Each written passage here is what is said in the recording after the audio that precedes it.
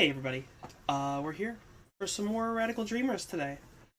Um, yeah, so just first and forewarned, I am kind of having a bit of a head cold right now. Not exactly sure what's going on with that, but I'm sort of stuffy, little congested, so my voices are probably going to be a little off today, and I apologize for that because there's going to be a lot of talking today. But we'll see how well we can do it. I've got myself a bottle of water here so that I can stay hydrated despite all the congestion issues. And, yeah. Other than that, we're just gonna, wing it. See how far we can get. I have no idea how long this game is. I have no idea how much longer it's gonna take us to get through. We're just kind of winging it. I haven't looked up any guides. I don't feel like looking up any guides because it's a new experience. Why wouldn't I just go through it? But yeah, so we're just gonna go ahead and go with the flow, apparently.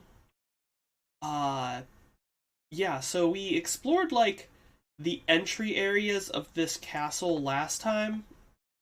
We ended up dying and losing a whole bunch of progress. And I don't really know where we're going from there. That's kind of the big thing. Like, we got down, we got the key to the place.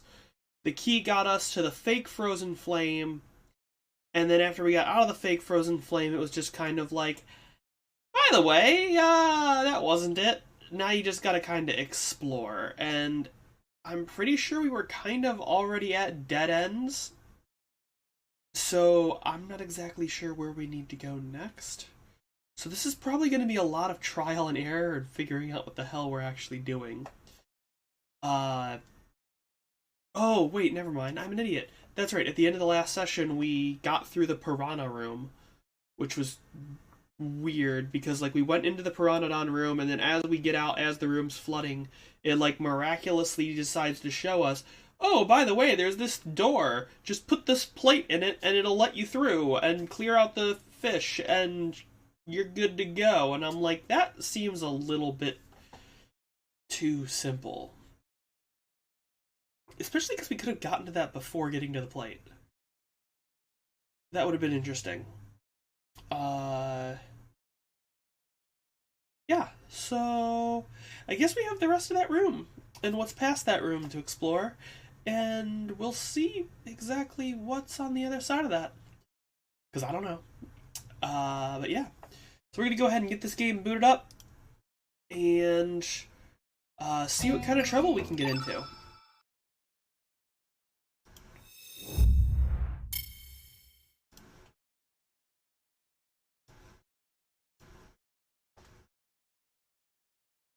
Whee.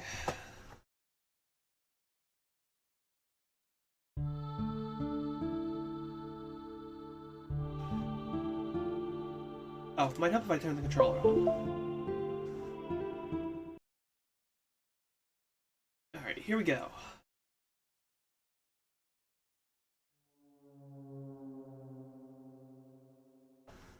We went through the atrium and continued down the corridor before finding ourselves at a fork in the road. The corridor stretched off to the left and right. Okay, we start off with a passage split. Let's go right. When you're in a maze, you always go to the right first, right? We continued down the dark, dank corridor until some stairs leading downward finally came into view. Sure, let's just keep going deeper. Slowly, we crept down the staircase, descending deeper into the shadows as we went. At the bottom, we found ourselves at another intersection.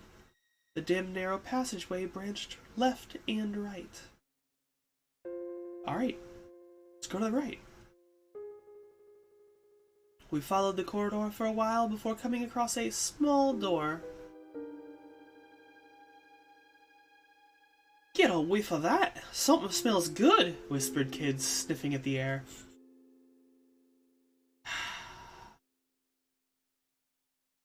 This is gonna bite me in the ass. I know what's inside here is probably going to be something bad. There's food, that means it's populated. We open the door. Blimey, this is a small kitchen. Must be for the servants. commented Maggle. I scanned our surroundings. A basin for washing dishes, cooking utensils, some food made ready for tomorrow, and a mousetrap. Looked like any other commoner's kitchen. Kid walked over to a large pot with food and peered inside. Looks like tomorrow's lunch. Wanna try some, Sedge? Yeah, why not? Let's eat. Timidly, I peered into the pot. It looked like stew and didn't smell bad at all. Almost inviting. Scooped up some with a ladle and brought it to my mouth. It was delicious. This stuff's delicious. You should grab a bowl, kid, I urged between bites. Kid was looking at me again, staring at me intently, in fact, like she was searching for something. Well, you ain't going green or nothing. Guess it's safe. Alright, let's have a try. She licked her lips with anticipation and swiped my spoon right out of my hand. Fancy taste, Mag? No. Kid grabbed a bowl from nearby and began spooning out more. I did the same. We ate our fill.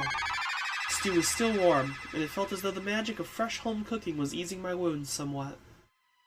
Suddenly, a little voice rang out. You there, the young man with the braid. Kid froze.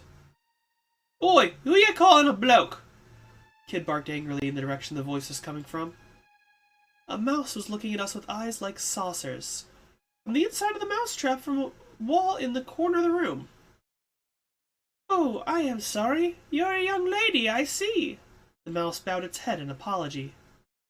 Please, kind young lady, you must hear me out. The mouse put its paws together and stared pleadingly at Kid. I left the nest to find food for my mother, but as you can see, I managed to get myself caught in a trap. If you leave me here, I will surely be eaten by goblins. Kid eyed the creature suspiciously. Eaten by goblins? Wait, that's stew. Putting two and two together, Kid ran for the sink. I beg of you, please free me from this trap. My mother is sick and she'll be terribly worried about what has become of me. The mouse was clearly begging for its life, but there was also an odd little glint in its eye. Meanwhile, Kid was at the sink. Ugh. I'm never going to get this taste out my mouth. I'll be bugging if I'm hanging around here any longer. Kid returned from the sink only to stamp off towards the door. She was looking very green around the gills. Kindly young lady, I don't suppose you could free me first? You got yourself into this mess, you could sort it out yourself. Kid all but spat on the ground as she left the room. The mouse's eyes welled up as it looked to me. Young man, please, you're my only hope. Let's free it. What can it hurt, right? Gah, fine. Unable to bear it staring at me anymore with those pleading eyes, I lifted down the cage and opened the door. The mouse bounded happily out from inside. Keke! The mouse gave a wicked chuckle. You poor naive fool. Suddenly its body began to balloon massively in size. Oi, Sedge, what are you doing? Kid stopped in horror the moment she opened the door. Look at me, a griffin! The rat became a griffin! Fucking A. The enormous creature stared balefully down at us. Idiot humans! My mother is not sick, but yours will be when she sees what I've done to you. Good going, Sedge. You're a bloody liability, you are. Oof, okay, maybe I made a mistake, but she didn't have to rub it in like that. The griffin gave an almighty cry and leapt right at us. Its razor-sharp talons sliced through the air, raking down towards me. Jumped back with the back stuff. Caught off guard, I tried my best to dodge the attack. But the blow never came, and the griffin suddenly lost its balance and came crashing to the ground. Oh, bother, I'm too hungry to even fight properly. What on earth? I breathed a sigh of relief, running a hand down my chest. Alright, little mouse, now it's time for the real show to begin. Kid walked up to the great griffin, cracking her knuckles. But please, kindly young lady, this is all a misunderstanding! A terrible misunderstanding! Panicking, the creature leapt to its feet. You can't kill me, I have useful information! If you let me go, I promise I'll tell you everything I know! Everything! Yeah? I know how much a promise from the likes of you is worth. Kid took another step towards the griffin, not missing a beat. Rock! But please! Kid kept on coming. The griffin kept on shrinking away. Enough. Magill called for Kid to stop. Let's hear it. Oh, thank you, kind sir. Griffin was beside itself with relief. Spoil my fun, why don't ya? Grumbled Kid, pouting as she turned away. Listen well, O merciful saviour. Right thrice, left twice, right twice. Should you find yourself trapped in one of Lynx's swirling snares, remember my words. And I'm screen capping that. There's no way that wasn't getting screen capped. With that, the griffin returned to its mouse-like form and disappeared into a small hole in the wall. Trapped in Lynx's snares? Ha! As if I'd be thick enough to walk into one of his traps. Let's get out of here. We've wasted enough time already. Kid turned on her heel and made for the door. We left the kitchen. A scream pierced the darkness, turning my blood to ice. I realized then that a pair of crazed, blood-red eyes was staring into the depths of my soul. It was a griffin! In a panic, I tried to slip the knife from my belt. Before I could draw my weapon, the griffin had spread its powerful wings and swooped down towards me with an almighty screech. I love how the random encounter that I get after leaving the griffin safe is a random encounter of a griffin. I was knocked back and sent rolling across the ground. I gasped with pain as the wind was knocked out of me. Serge, you okay? Every nerve in my body was screaming with pain. I held back the groans and staggered to my feet. I looked up to see the massive griffin in front of me. Its hellish red eyes stared down its beak. It's going to attack. What can I do? Jump back. Almost by reflex, I jumped back. The griffin's powerful talons tore through the air right in front of my stomach. I just managed to avoid a lethal blow. As the beast's mad red eyes glared at me, I desperately tightened my grip on my knife. I attacked. I reversed my grip on my knife and plunged into the griffin's neck with all my might. Rock! The griffin's body contorted with agony. Driven mad with rage, the griffin shook its head this way and that. I quickly pulled my knife from its neck and rolled away to put some space between us. Don't move, Serge! Yelled Kid from behind me. Suddenly, she landed on my shoulders and leapt up into the air. Crack! Her knees smashed into the side of the creature's skull, making a crunching sound I could feel in my bones. The griffin screeched in agony.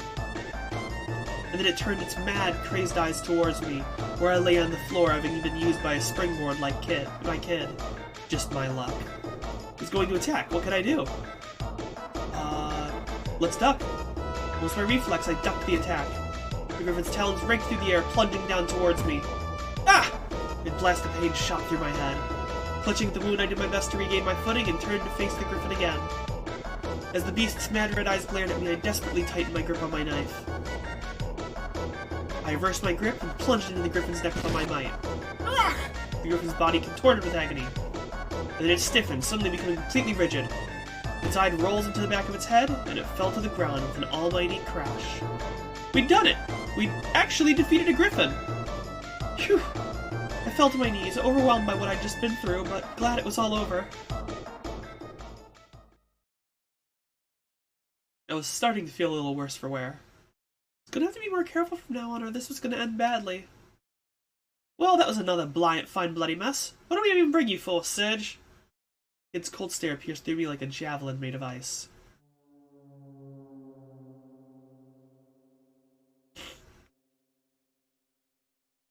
Okay. So the stairs is where we came from, so let's go forward. We continued on until it ended in a large door covered in scratches and other odd marks. Above the door was a wooden plate. It bore the legend, Guard Room, in elaborate calligraphy. Well, guards are one thing we definitely don't need right now. Come on, let's do one. With Kid around, who knew what kind of mess we were about to get into?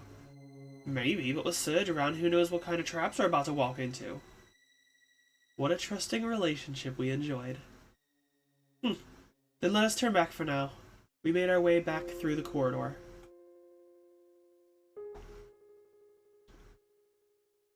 Alright.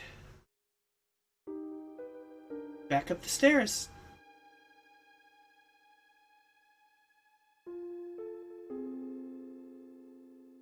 And this should lead us back to a left and a right. Yep, the left goes to the atrium, and then it also goes straight on. We're gonna go straight on. Kid stopped in her tracks, her senses clearly tingling. Magla and I were right behind her and immediately realized that something was very wrong.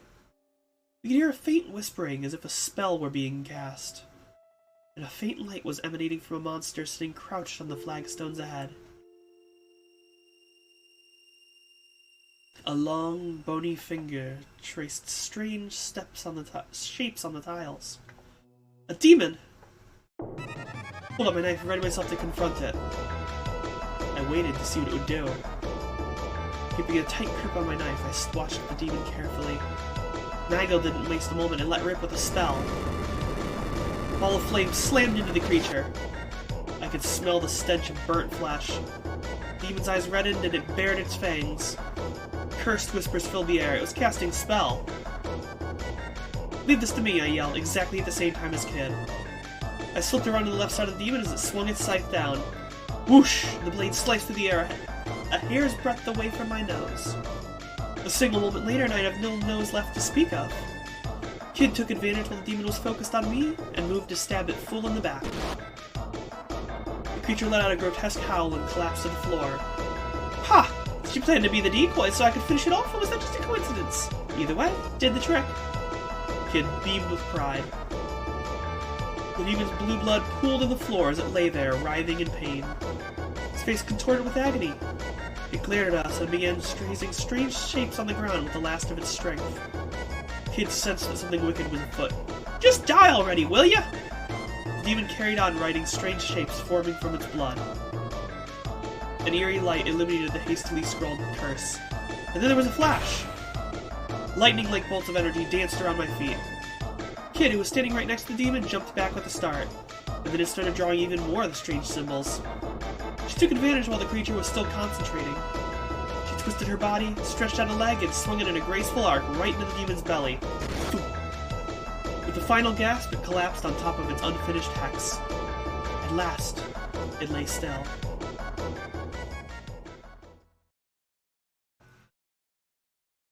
And I'm still feeling worse for wear. Hopefully I can get some healing later. I know where I can get one healing near the beginning of the dungeon. We continued down the corridor, eventually reaching an old, rather sturdy-looking door. Bloody marvelous. Another door with a bloody magic barrier on it. Wonder what's inside. Me sixth sense tells me it ain't treasure. Kid whispered back to us as she examined the door. "I suspect that this is the manor's dungeon," replied Magil, his eyes closed in concentration. "I can hear the sound of someone moaning in the darkness on the other side. But there is nothing we can do, and thus it is little concern of us now. Let us turn back." With no way of getting through the door, we retraced our steps down the corridor. And I guess we gotta go back to the beginning area. Back to the atrium.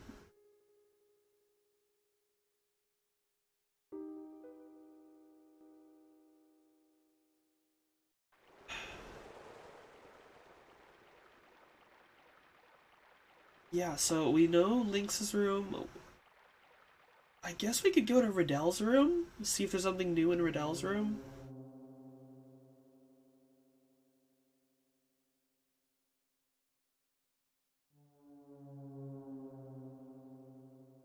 Like, I'm 90% certain there's no reason to go to Lynx's room, but we can at least check Riddell's room.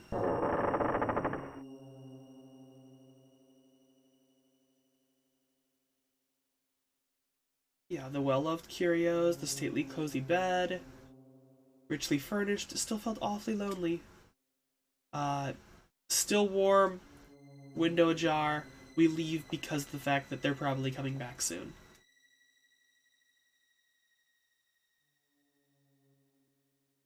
Alright, back upstairs.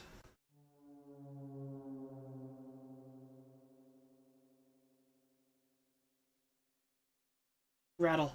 Kid stopped us. There's something there. Oh, it's another skeleton battle.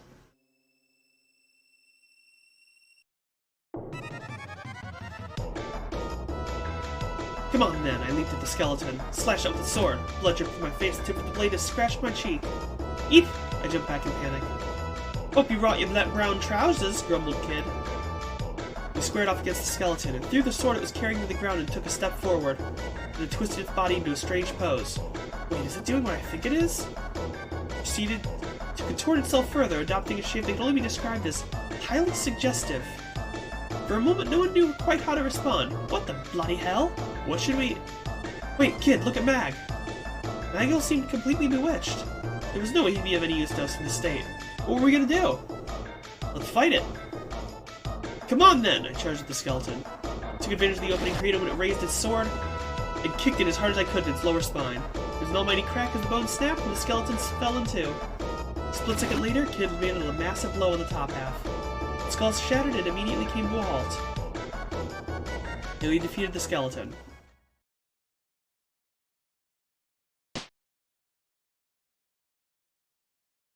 Okay, so we've seen that before. Am I still a little worse for wear? Okay, I'm still in that category.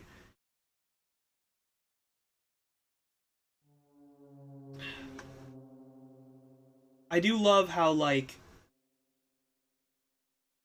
my only real option is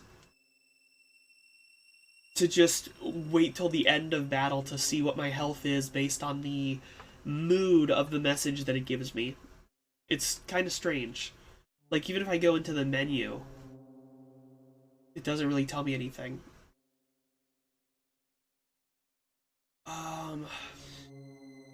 The main hall hasn't been useful at all yet. Let's go back towards the study.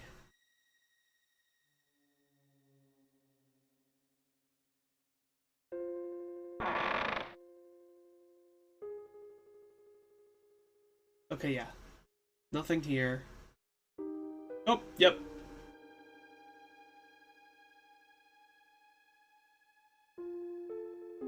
Oh, another trap. More goblins.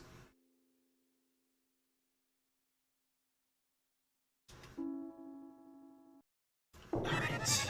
So, more goblins.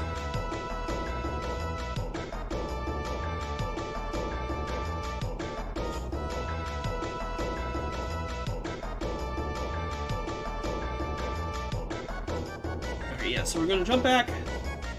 Because we don't have any chance of copying her trick. But then we're gonna dodge and stab. And then leap backwards.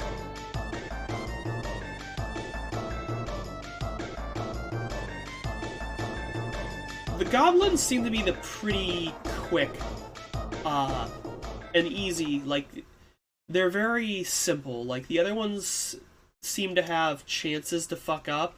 But that one, every time I've done it, I've done the exact same responses and not taken any damage.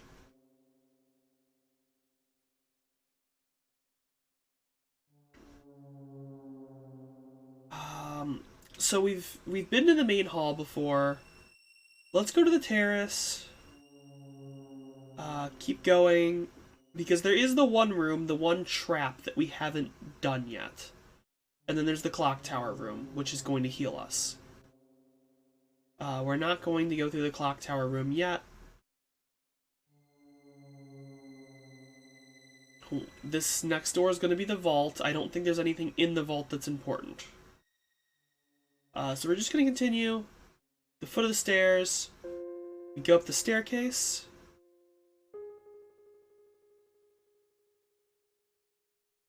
And this is just the singular door.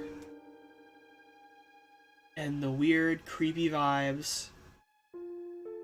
Me and Magil don't feel good about it, but Kid already takes a look. We're gonna go inside. Mostly because I know that this is a trap that I can get out of.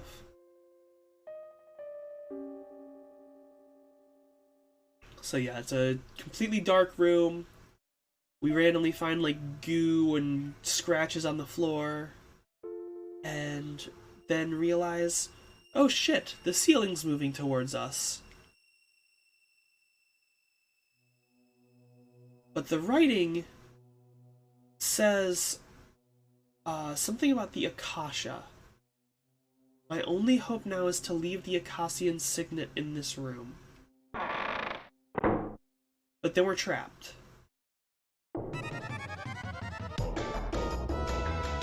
So I'm thinking I might have to, like, leave this room after I escape from the trap and then try again. I do like this animation. It's a nice little cute animation that feels pretty decent.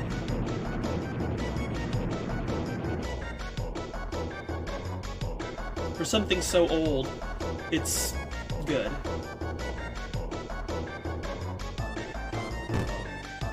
Yep, so Kid's gonna bounce off, Maggle's gonna bounce off, I'm gonna bounce off. And then, we just do all three of us together, and we break our ways out.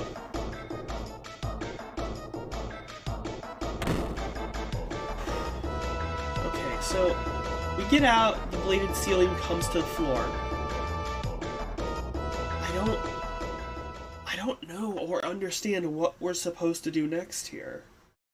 Like, everything that we've been to is at a dead end. The only hint I have here is the Akashian Signet. Which we know is, yeah, what Magel says right here. The Akasha Dragoons, they were an elite knightly order serving General Viper, who's governed the territory of Galesburg to the west, rather.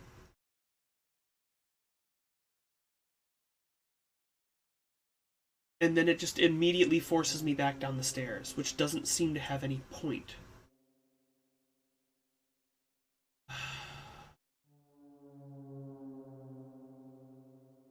I'm gonna try to go back up the stairs and see what we were looking at for that trap again. Because I'm wondering if there's something at, like, if we can get back into the room. Because he says I've hidden the Akashian Signet. You still want to go in there, Serge? Hey, feel free, but I ain't in the mood to get squashed flat and ground into gristle, said Kid derisively. And then she took a careful look around and leaned in close. Don't tell me, that torture stuff isn't your thing, is it? I sighed and slumped my shoulders.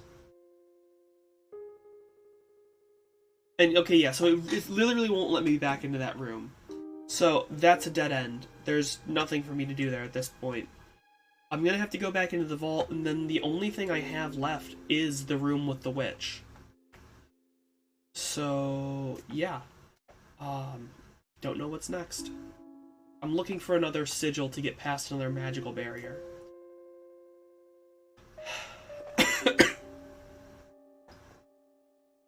I hate whenever I don't have, like, a hint of where I'm supposed to go. Okay, yeah, so they're not gonna let me go any further. So back to the terrace. And we're gonna go into the clock tower room. I'm gonna go ahead and save here. Because I know this is a safe place to be. But if I don't get anything good inside here, then there's no sense of me, like, what's the right words for it? No sense of me having used this to heal, if I can save it for later, if I find out that this isn't the right way. But I'm thinking I have to do this to trigger some kind of story progression to get further. But it's very weird, like, I feel like I've gone through every door, except for the ones that were obviously not. What's this room supposed to be? Place is a dump. Kid had poked her head in through the door, taking a quick peek to see if there's anyone inside, and was disappointed by what she found.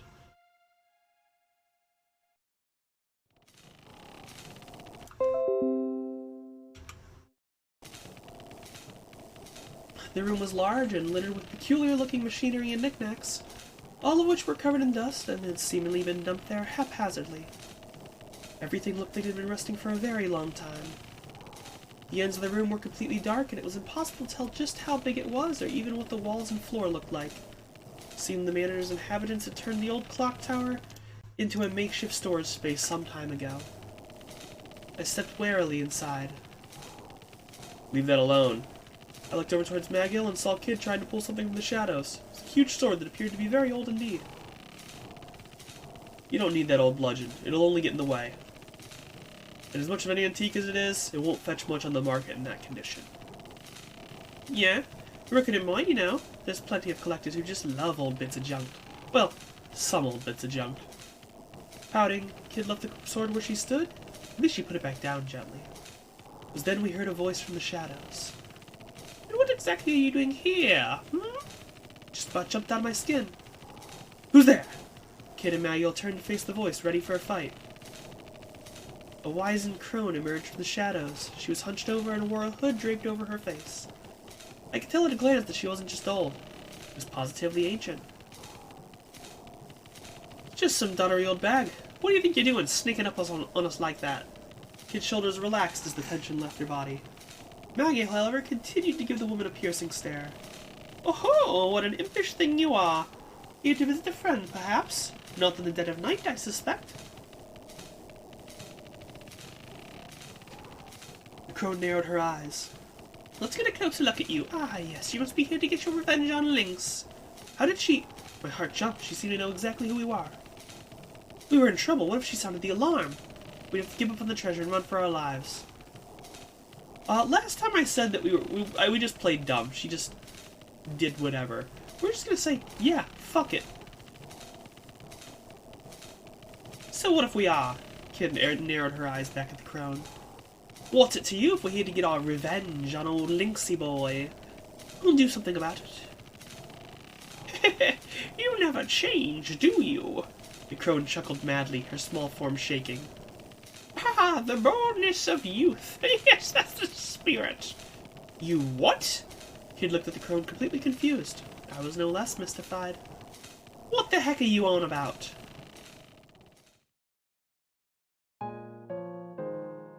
Oh, it must have been 4 or 5 years ago. Yes, it was around when an innocent young thief stole into the manor looking to singe Lord Lynx's whiskers. She couldn't have been much older than 10, now that I think of it. Shocked, my gaze turned to Kid. A wet glint had appeared in Kid's eyes, but her glare was like ice. It certainly felt as if the temperature in the room had suddenly dropped below freezing. With a chuckle, the crone continued her story, pretending not to have noticed the change in mood. She was an orphan, you know. Came after Lynx to avenge a woman who loved her like her own daughter. But all the vengefulness in the world couldn't change the fact that she was only a little girl. She was no match for Lynx's men, sadly, and they quickly captured her. Lynx is the kind of man one would fear to have as an ally, never mind a foe. Had it not been for the timely assistance of a friend of hers, that girl would certainly have been executed. The way the people of the manor told it, the very shadows pitied the girl and rushed in to spirit her away. I wondered how much of the tale could be true. I have nothing but sympathy for those who know failure, of course. Can't win all the time, and sometimes against all odds, fate really can be foiled, and the clockwork of history sent into disarray. No, the ones I have no patience for are those who do not recognize their failure or who fail and choose to give up as a result. The crone looked up from under her hood, stared Kid directly in the face, and grinned. Kid's anger faded, giving way to a dumbfounded expression. If you wish to steal the jewel from Lynx, if you truly wish to triumph, you would have to let go of a treasure of your own, Kid. For as long as you cling to it, the hands of your clock will never move. They'll stay exactly where they came to rest all those years ago. Who are you? Oh, me? Why, I'm just an old bag, like you said. I do apologize, I've taken quite a lot of your time with all my babbling. I'll leave you in peace. Oh, but before I go, the crone turned to face me. You seem to be injured, young man. If you wish, I could take a look at your wounds. And, yes, go ahead. Please do. Crone muttered a few words, and her bony fingers drew sigils in the air. Pale, gentle lights surrounded my body, filling me with a strange warmth. Strike a light? That's no ordinary spell. Kid was impressed. I felt my wounds healing, and I heard a nostalgic melody that soothed the wounds in my heart. Before I realized that the crone was gone. Hey! Hey, lady! Kid strained her eyes, scanning the darkness. There was no one to be seen, and her calls went unanswered. Who the bloody heck was that? It looked like she'd just woken up on the floor of the Laughing Pig after a few too many.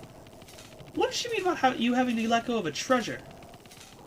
Well, we won't find any more answers here. Time to move on. Maggle brought us back down to earth, emotionless as always. It almost seemed as if he had thought nothing had happened at all. Yeah, I guess you're right. Kid walked quickly to the door, keen to move on. Hold it, you. Just as I was about to follow Kid out of the room, she jabbed me in the side with her elbow. You stingy little bugger, Serge. Why didn't you tell her to share some of that healing magic with the rest of us? Classic kid.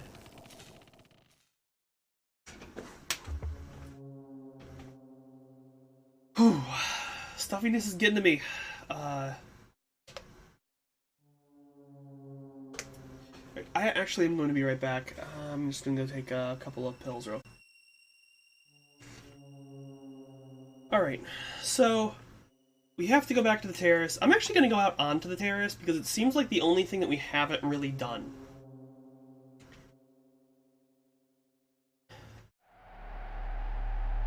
We return to the quiet terrace overlooking the garden, and then... Oh, I can talk to them. I'm gonna talk to Magel first. You're doing well tonight, Serge. You're less green than when we first met. What I could see in Magel's face betrayed no emotion, but I thought I could feel the faintest of friendly gazes from beneath the mask. Right, dust yourself off and let's get moving. We've work to do, said Kid. Well, she said that, but... How long have we been doing this together now, You better shape up or we're leaving you behind. Kid's cold stare pierced through me like a javelin made of ice. Talk about harsh, she didn't need to go that far. We should go back inside. We're not here for fun, muttered Magel. Well, he said that, but we went back into the manor.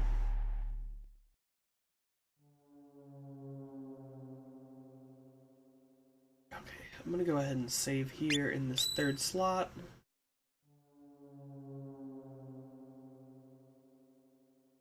Okay, so... I guess let's check the main hall.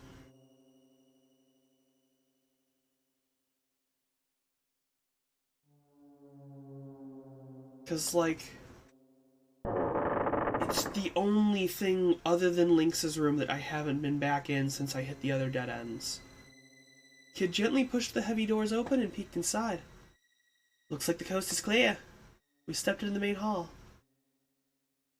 Dozens of candles provided a dim, flickering light, sending the corners of the room dancing in and out of shadow. Several enormous portraits glowered down from behind the wall, member of Lynx's family. I thought that one of the paintings stared at me. Nope, I was just seeing things. This isn't actually a ghost story. This place gives me the creeps, and get a load of all those ugly mugs. There's nothing for us there. Let's look somewhere else. Neither Magel or I had any objections. We left the main hall and returned to the corridor. We left the main hall, returned to the corridor, it led us to an intersection.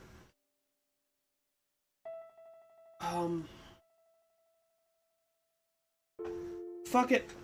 Okay, we got another... Shadow? Not shadow, Nope, it's another skeleton.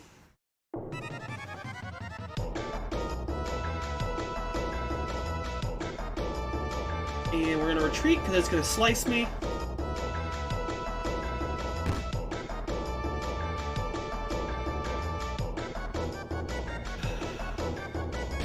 Yep. And then it's gonna crunch, and then it's gonna try to throw its head at me.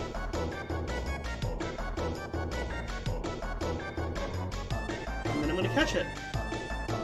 And then smash it on the ground, and then it's dead.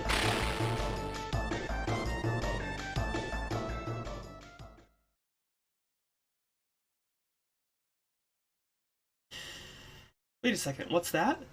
There was a leather bag on the ground, containing some recently cooked meat. Looky me! I bit into the meat without a moment's hesitation. After devouring the unexpected windfall, I felt a little better. Oi, where's my share? Busted. I pretended not to hear. I was doing great, I felt like nothing could stop me. Well, that was another fine bloody mess. What do we even bring you for, Serge? Kid's cold stare pierced through me like a javelin made of ice.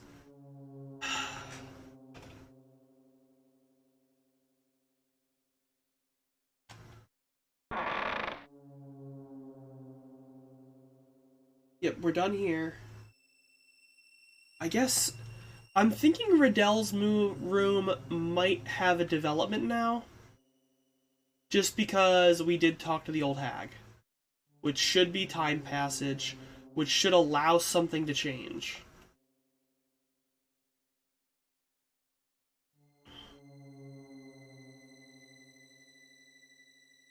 Alright, let's check Riddell's room, see if there's something different. Nope, looks like it's the exact same nonsense.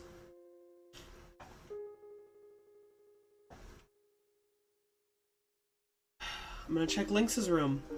I know there's likely nothing in Lynx's room, but like...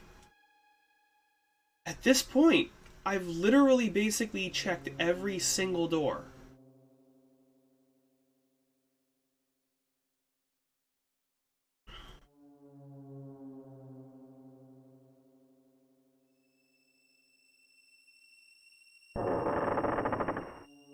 Let's see, is there something new in here?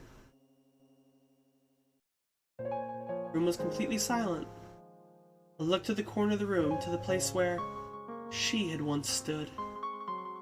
Magill put a gentle hand on my shoulder. Surge. He gave a silent nod, and we turned and left her to her eternal rest.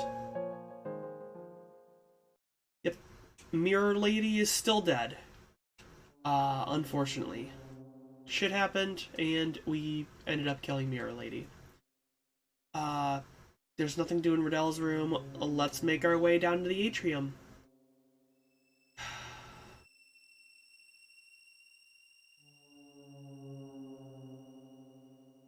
Atrium is the fish place. I have a feeling it's not going to do anything. It's just going to let me go forward. Yep.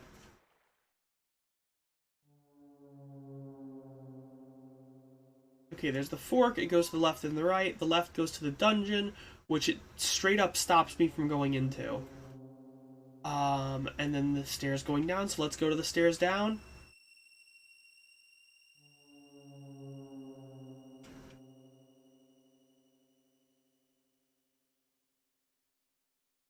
Wait, did I never take the left path? Let's go back into the kitchen. I know I took the left path.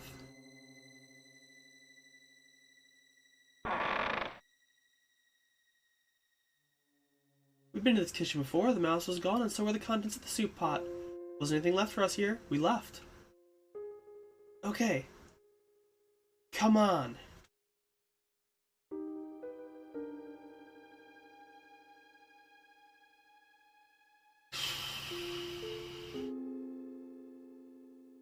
Yeah, and this is the scratchy door with the guard room. We had to learn about the magic barrier before it'll let us go into the guard room. This game can fuck off. Well, well, reckon this might be where to find the key to that door upstairs. No bloody getting past that magic barrier without it. Kid pressed an ear against the door and listened carefully. Doesn't sound like anyone's in there, she whispered. Let's go in. Kid opened the door. The room had seemed completely silent from the outside, and so we thought it would be empty, but inside there was a lone goblin, sitting in a chair with a book in its hand. A light steam drifted from the teacup on the table in front of it, and with it, a delicate aroma.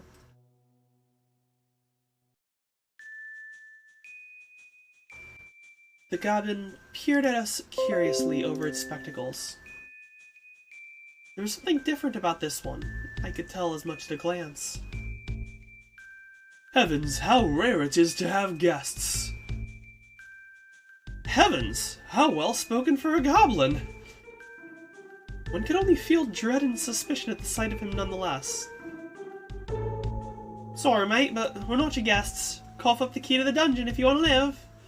Kid slammed her knife into the table to illustrate her point. The goblin didn't so much as flinch. Ah, you must be Kid. What a pleasure this is. I've always so wanted to meet you. Why, you're even more ravishing than the rumors would. Before the goblin could finish, the Kid's knife flew through the air. The click flick of his wrist, the goblin caught the blade with the back of his book, a mere inch from his face. I see that your approach is as radical as the name of your merry band would suggest, the goblin said, pulling the knife free and handing it back to Kid. She took it without a word, but her gaze had changed. She was like a cat, cautiously studying its prey.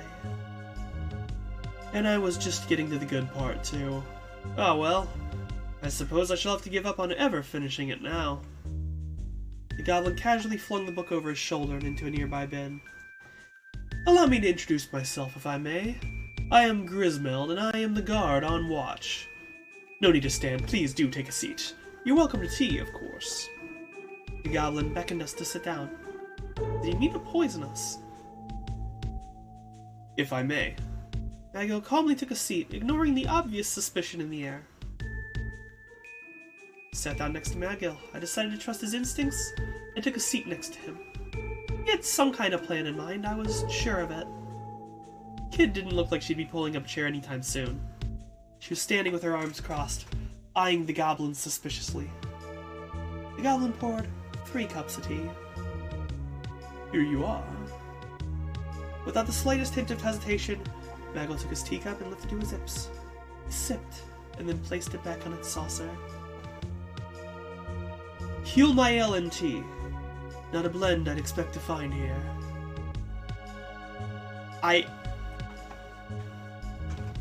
So,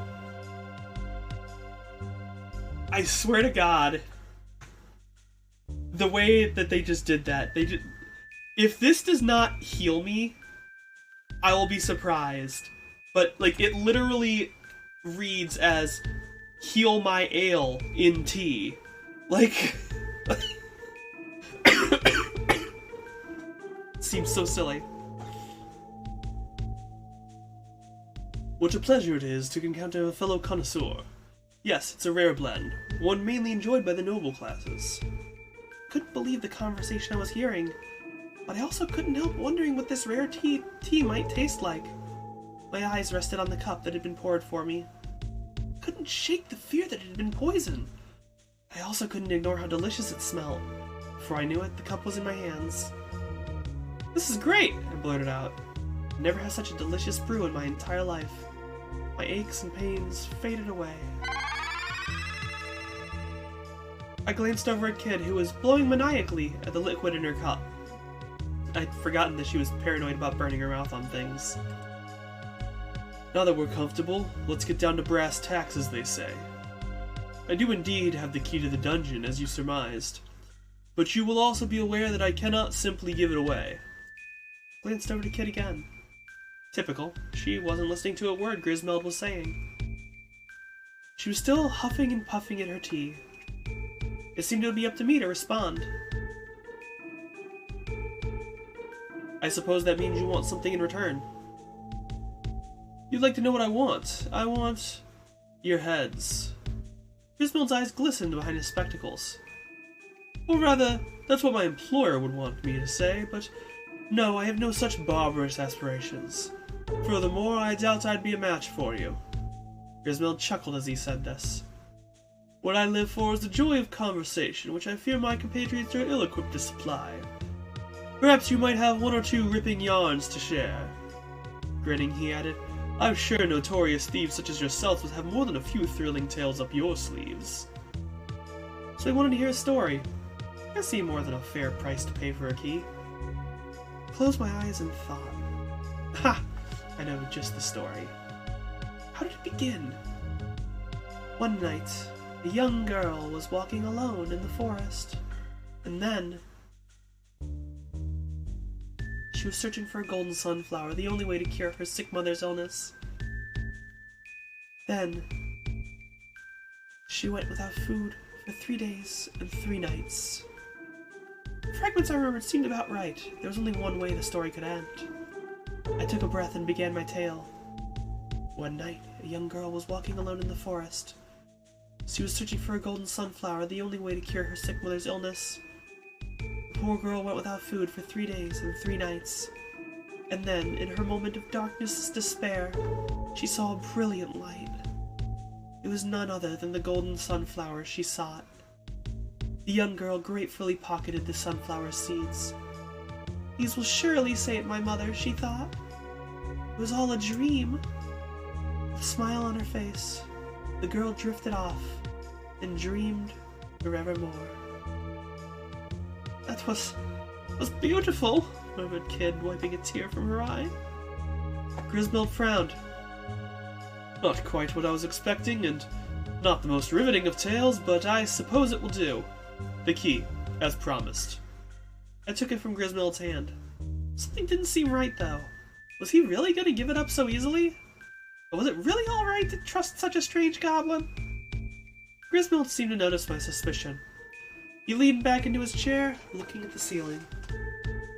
When I was a young tyro, a braver, stupider goblin, I once served General Viper, who was the lord of this manor until his betrayal by Lord Lynx.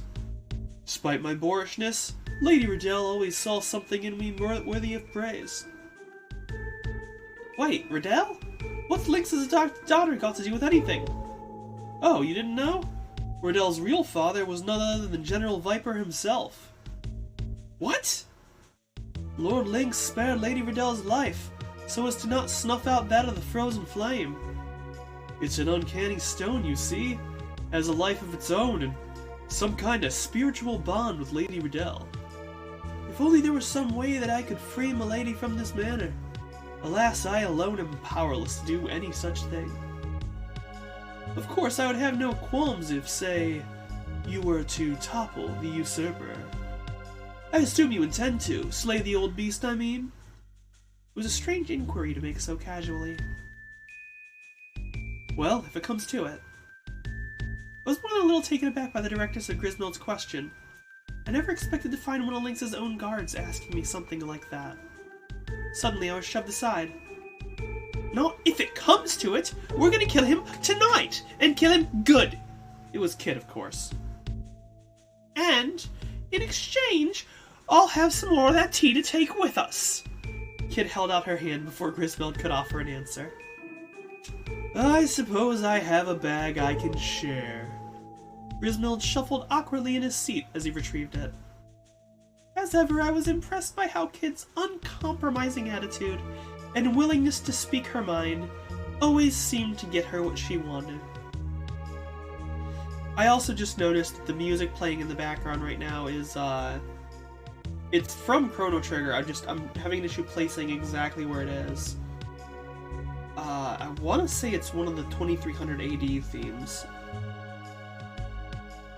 It might be slightly altered, but it definitely is a derivative of it. Oh yeah, the tonk there. This was definitely from 2300 AD, I'm pretty sure. Bonza, sit tight and leave the rest to us, mate. Stowing the bag in her pocket, Kid took the job. You can trust me. I'm a girl of my word. That might have been the biggest lie she'd ever told. Right, let's get moving. She made for the door with a spring in her step. We left the room, and Grismeld behind.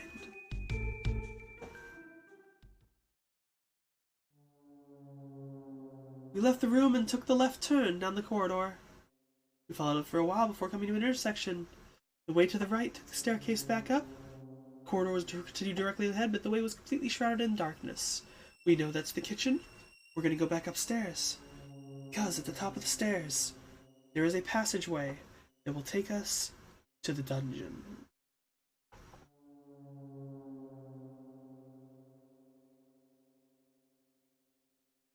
We know that last time we were at the dungeon, we did hear words on the other side. So I'm wondering what's on the other side. Right, the key we got from that creepy old goblin should do the trick. Kid slipped the key into the lock. The heavy door groaned slightly as it slowly swung open. Clammy air rose up around our feet, as if crawling blindly through the darkness. This didn't seem like the kind of place anyone in their right mind would visit voluntarily.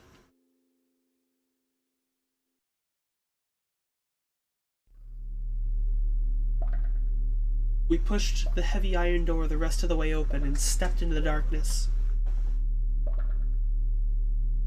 There was a row of cells, all locked behind iron bars. 1, 2... Oh, Gulliver, Megild, Zoranda, forgive me, please. Please, forgive me. We heard a voice from the third cell, whimpering and crying pathetically. I strained my eyes to look inside. faintly in the darkness, I could see something that looked like a man sitting on the floor. So this was the source of the voice. "Oi, you alright, mate?" Kid called out to the figure. "Forgive me. It's all my fault. It's my fault. The dragoons never deserved this." I'm guessing this is General Viper. "General. Lady Riddell." Okay, it's not the General. Oh, forgive me, I beg of you." The old man didn't seem to respond to us at all. He only sat facing the wall, begging forgiveness for who knew what. "Hello? Can you hear me?" asked Kid, trying again. "There'll be no getting through to him. His real self will have long since retreated inside the shell he has created," said Magill, cutting her off. "Shell? What do you mean?" I asked. "He's built a shell around the core of his psyche in order to shield himself from the truth. He is running from something terrible. He has seen something, or been through something, or has done something. And so he's created his own world on the inside as a final refuge, the outside world lost to him forevermore." I looked at Magill in surprise. I detected a hint of unspoken sadness in his words. And for some reason, he was looking at Kid, watching over her as she stared at the man in the cell. Seeming to notice my gaze, Magill turned back to face me, assuming his usual emotionless expression once more. "We live in a world of sorrow and foolishness. It's only inevitable that some would try to escape it."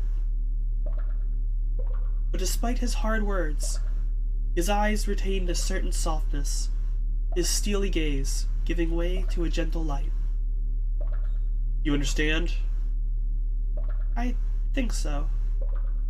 I gave a slightly evasive answer. "You seem confused. I don't blame you. You'll come to understand eventually." Magill looked at me and Kid. What was that all about, I wondered. "We're not going to get much out of him. He's miles away. Let's just leave him be and try someplace else." Kid made for the door of the dungeon. I'm wondering, with that comment, if Magill is self-aware that he is inside of his own shell and has forgotten the fact that he is Magus.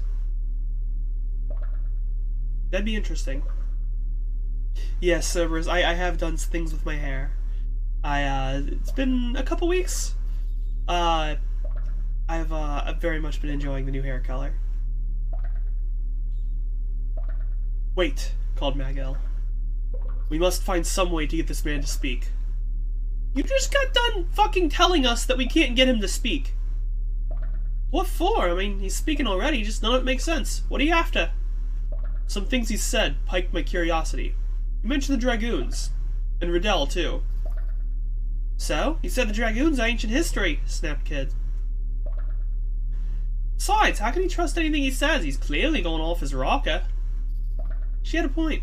The old man had long since cut his ties to the real world. What did Magill expect him to say?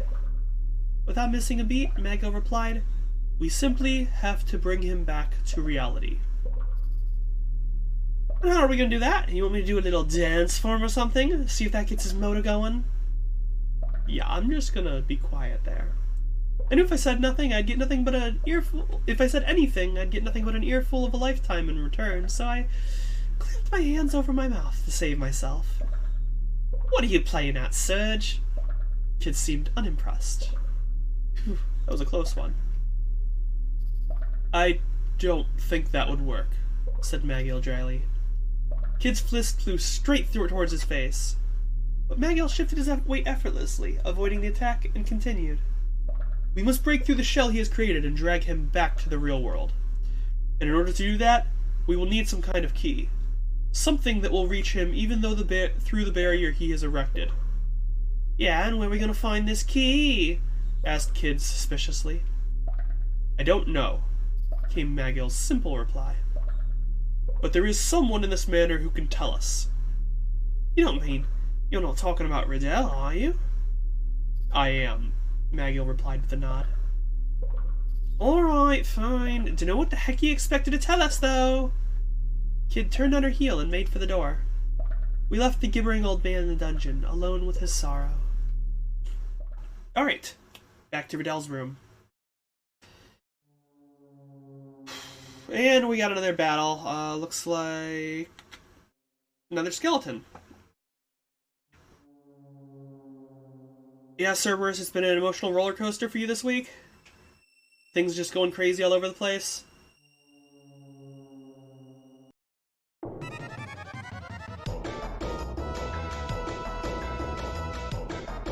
Let's just tackle him. Charge and attack the skeleton. Yarg!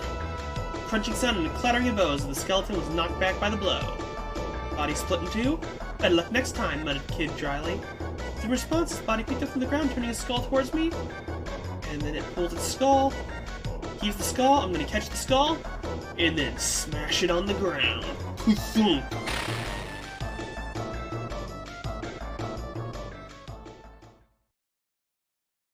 So when we run into the skeleton and the skeletons climb up in front of me, I need to tackle them first. That seems to be the trick.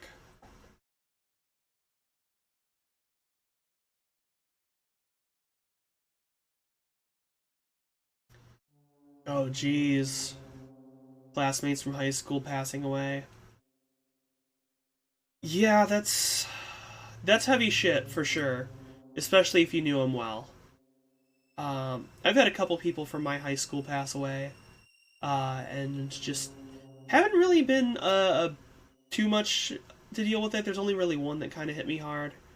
And that one was like super mysterious how they ended up dying. So it was its own whole thing.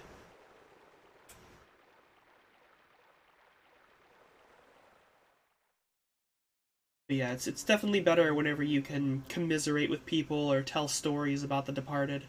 I find that helps a lot. Just to, you know, deal with the pain through, stories and tales. Alright, we're at Riddell's room. Let's get inside.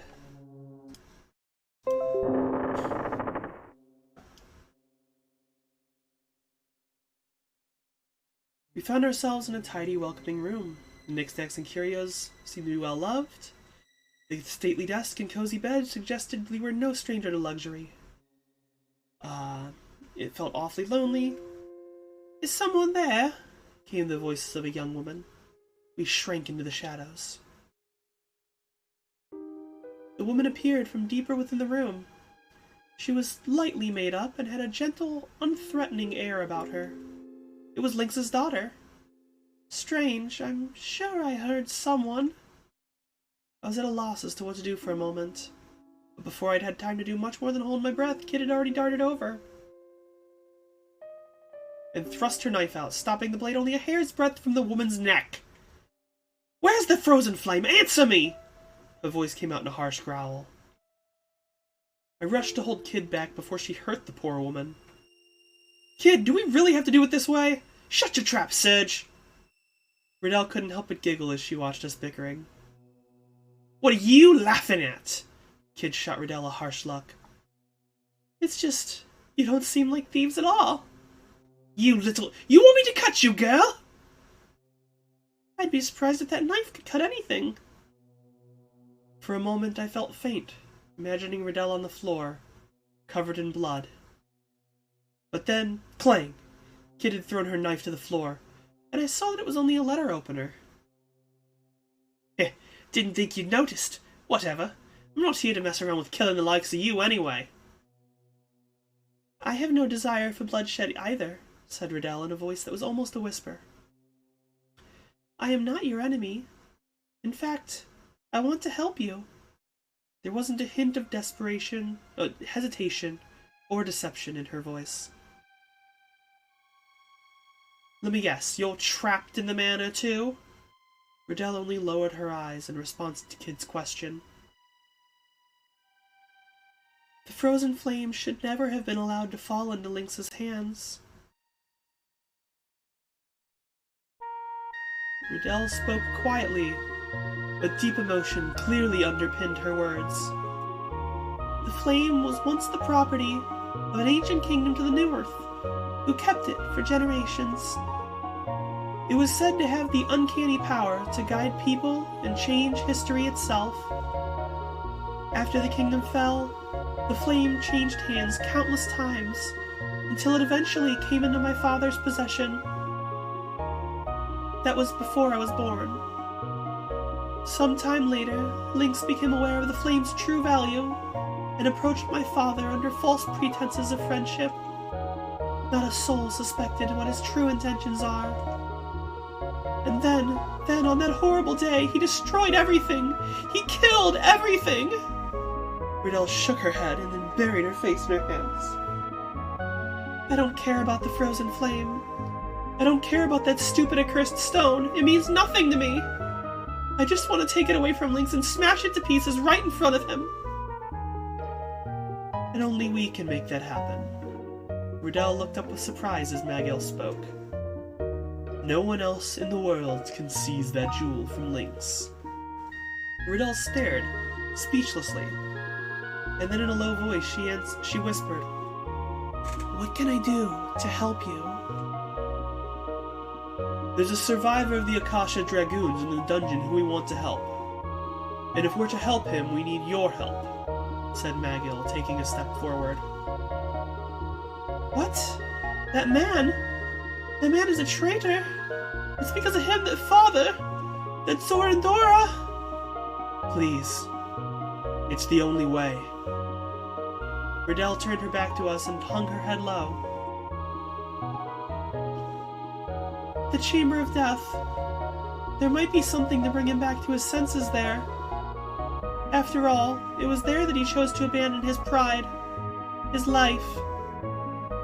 I assume the Chamber of Death must be the cell with the trapped ceiling. Riddell nodded. Yeah, that's gonna be a problem. That thing damn near killed us the last time. You will need to take the Einlanzer with you. What a fucking name to just drop for a random quest item. Also, this, like, I get this is like Super Nintendo graphics, but these are basically just pre-rendered pixel art. That is not a very well done drawing of a person.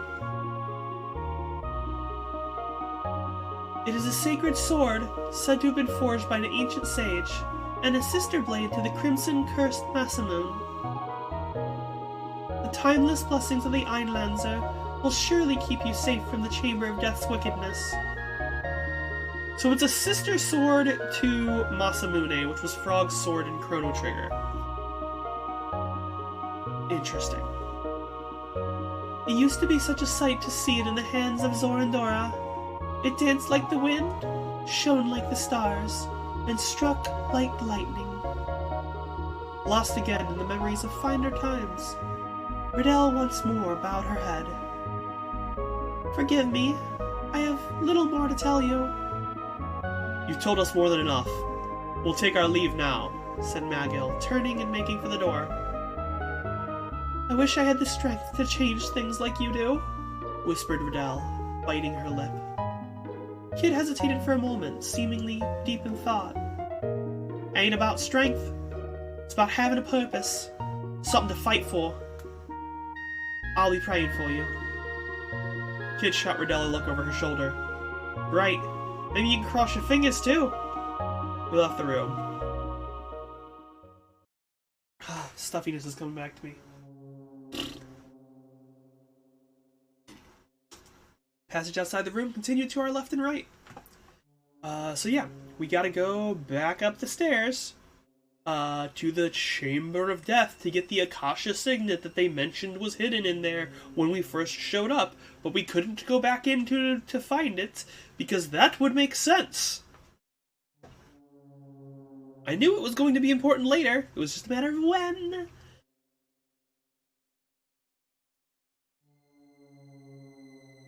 Yeah, so back towards the terrace, then across from the terrace, then we go past the clock tower, then we go past the vault, and then we get to the Chamber of Death.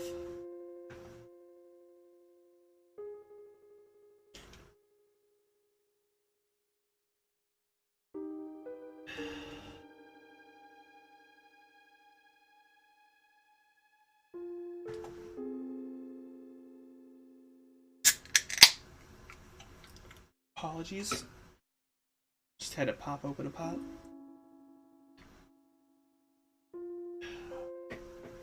Alright, let's see what we get inside the Chamber of Death.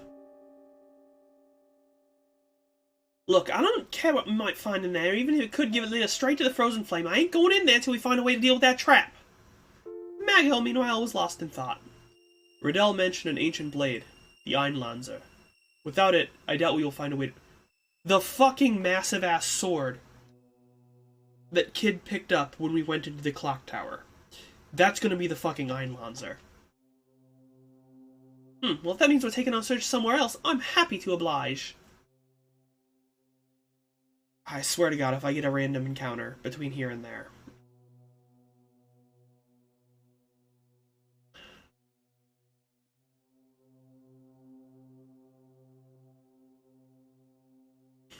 Alright, into the clock tower. In we go!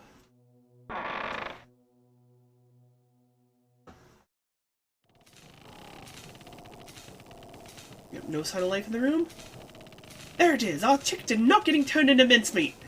The ancient sword was right where Kid had left it after pulling it from the pile of junk. She ran over to where it lay.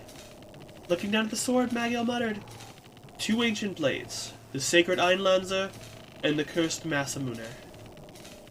What are you on about, Mag? You know something about the Mastamoon? Maghill said nothing. Well, it seems to mean something to you. It does. Something to do with old friends I don't know about? Not exactly. An enemy, then?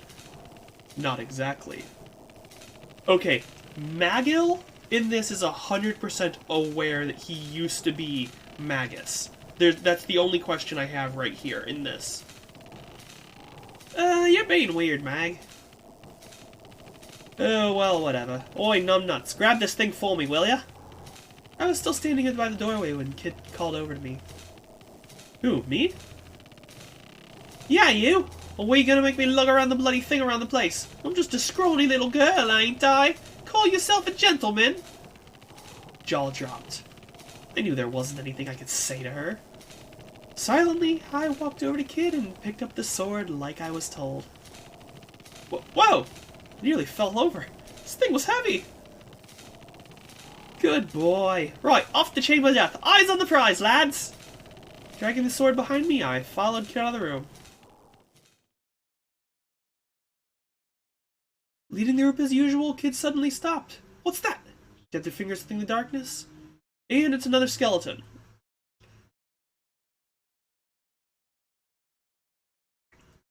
Kind of wondering if I'm gonna have an extra option because I've got the Einlanzer, but I'm thinking probably not.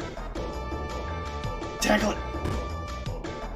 Yep, crunch to the ground, body split clean in 2, and then it's gonna pick itself up, and it's gonna throw me its skull, and then I'm gonna catch the skull and smash it on the ground.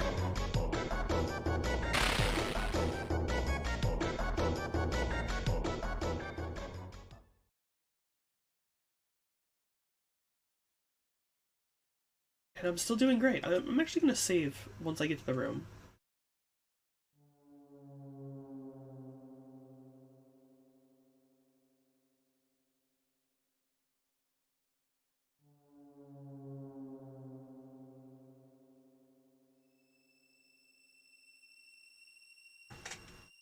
Come on.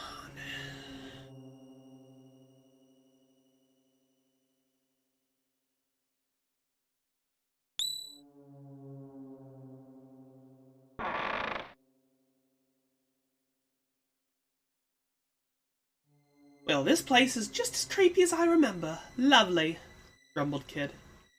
She was looking at the stains on the wall. The ceiling had been pulled back up, but that was no reason to believe it might not come grinding back down again at any moment. Bearing in mind what Riddell had told us, the room was called, it definitely wasn't somewhere we wanted to linger. Quickly, hissed Maghill, before crouching down and examining the ground for clues. Kid and I crouched down too. What were we looking for, though? What could the old man have left in this room that would help us bring him back to reality? The flagstones of the floor were smeared with a black, gooey substance, which gave off an odd aroma. I shook my head, trying to drive an uncomfortable thought from my mind. Kid saw me and clearly wasn't doing much better herself. She slowly turned, positioning herself so that she was facing away from the stains on the wall. There was no point in thinking like that. I just had to try. Then... door slammed shut and the gears ground to life. Here we bloody go again. We have to stop it. If we don't deal with the trap, we'll never find what we're looking for.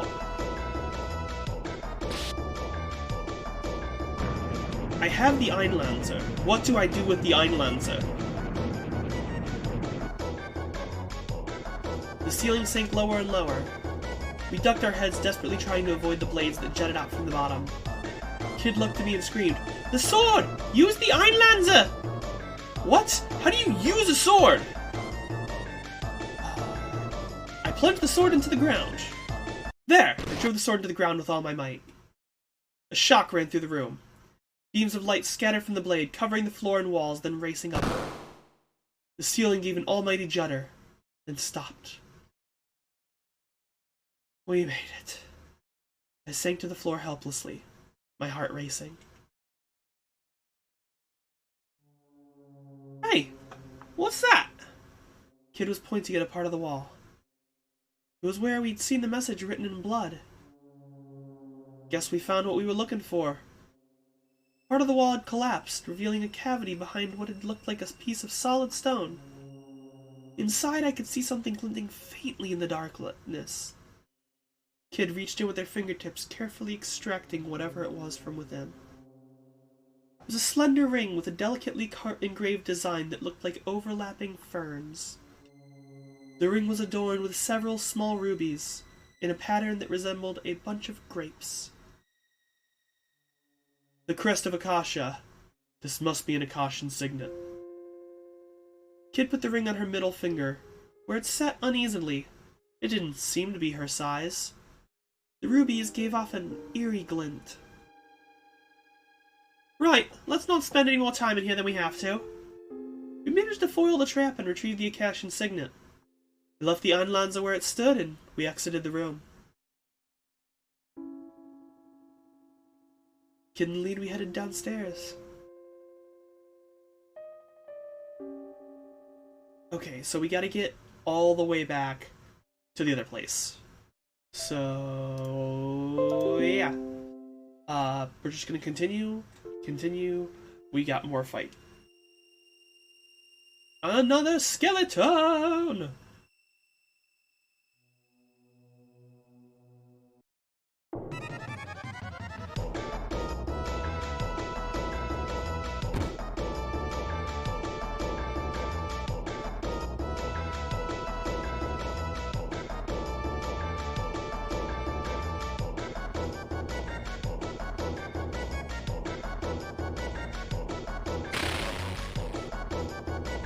I'm glad I'm mostly getting skeletons, because the skeletons are easy. I don't have to worry about taking any damage. I don't have to worry about dealing with them.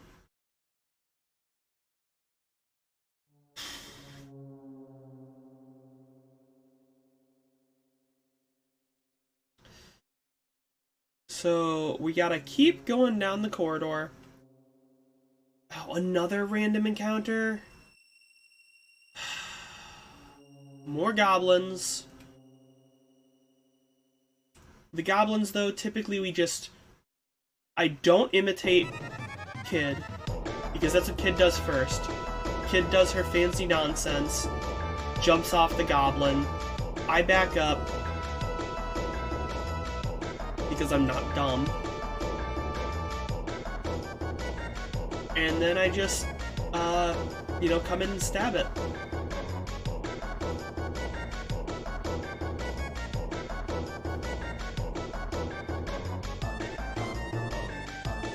And then we jump backwards, and then it dies.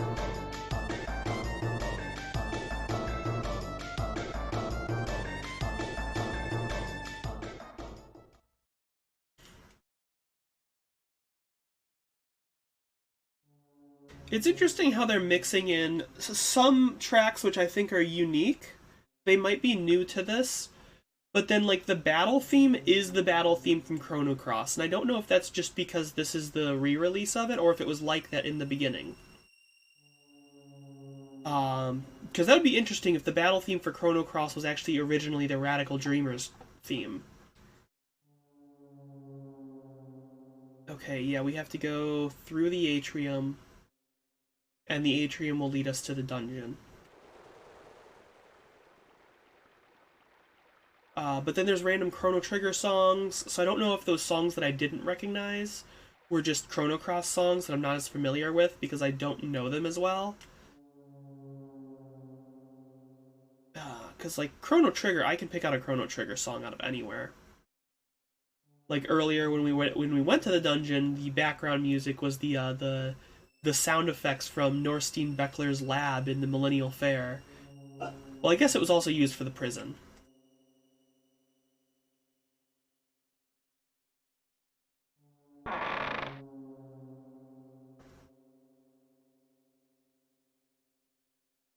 Alright. Having retrieved the Akashian signet, we returned to the old man's cell. As soon as we got there, Magiel took a step forward and grabbed onto the bars. They creaked and groaned as he heaved at them, gritting his teeth as he summoned every ounce of his might. Slowly, they bowed apart.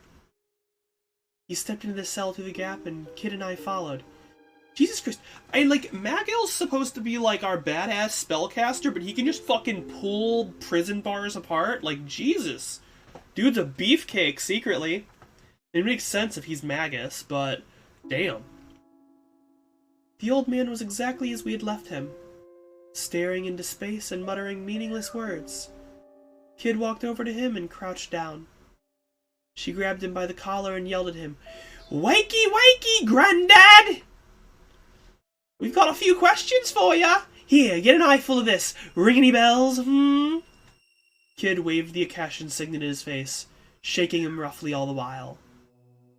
The old man's head lolled as he limply allowed himself to be manhandled. I stepped between them and tried to stop her. Tried to get between Kid and the old man. She glared at me. "You're in the way, Serge. We're here for answers, remember? But if you really want to help him, you can't chicken out now." "But look at him. There's no helping him anymore, surely? This all ended for him long ago." "I would not be so certain. This is not over. It still means something. He has simply decided to pretend not to see it." "Yeah, but it's not over, you say?" Struck by the man's sudden interruption, we all turned to look at him. A faint glimmer of light had returned to his once vacant eyes. "That's right. None of this is over till we make Lynx pay." His eyes began to cloud once more. "So my former allies have finally come for me. Am I to blame? I am to blame. It is because of my indiscretion that the frozen flame was stolen, and that of all the Akashian dragoons only I remain here in the manor. But now all is well, for you have returned. Oh, Magiel, Zoranda, where have you been all this time? Did you all return to Lake Stoic?" "Never mind all that, Granddad. Where's the frozen flame? Give us a clue. Anything. Come on, out with it." Couldn't decide if Kid sounded more annoyed or desperate. "The frozen flame?" The old man looked momentarily confused, and then a wan smile crossed his face. "My word, Lady Riddell, it has been far too long since I last had the pleasure. Why, you need only turn the third candlestick from the left as you enter the main hall. That will open the underground vault, as you know." Kid wrapped her arms around the old man and held him tight. And then, in a trembling voice, she whispered, "I'm sorry. I promise we'll get it back." Yeah! The man recoiled in horror and began to sob once more. "I am to blame. It's all my fault. Forgive me. Forgive me." "Look, if you want to get out of here, now's your chance." But it was no use. He was too busy cowering and wailing to hear me. "We're done here, Serge. Can't help him. And there's things we need to be doing." "Thank you." I whispered to the old man before following Kid and Magil out of the dungeon.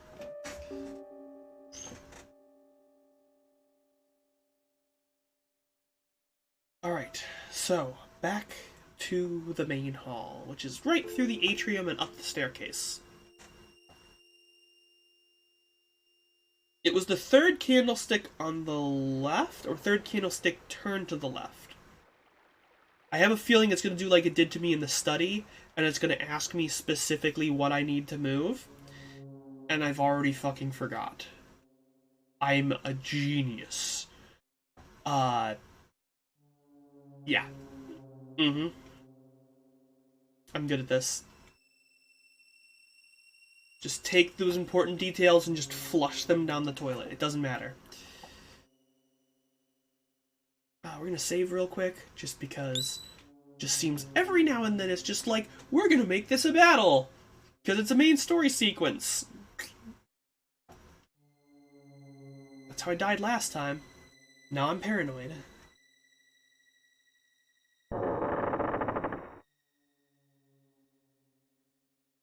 We're back at the main hall. Dozens of candles provided a dim, flickering light, sending the corners of the room dancing in and out of shadow. The great hall was filled with a heavy silence, a silence unbroken save for the ticking of a large clock that slowly counted the passage of time, as if waiting for something. Several portraits glared down at us with cold eyes. We moved through the feeble glow of the candles. "Third candlestick from the left," whispered Kid. 1, 2, 3. There. She reached out towards it.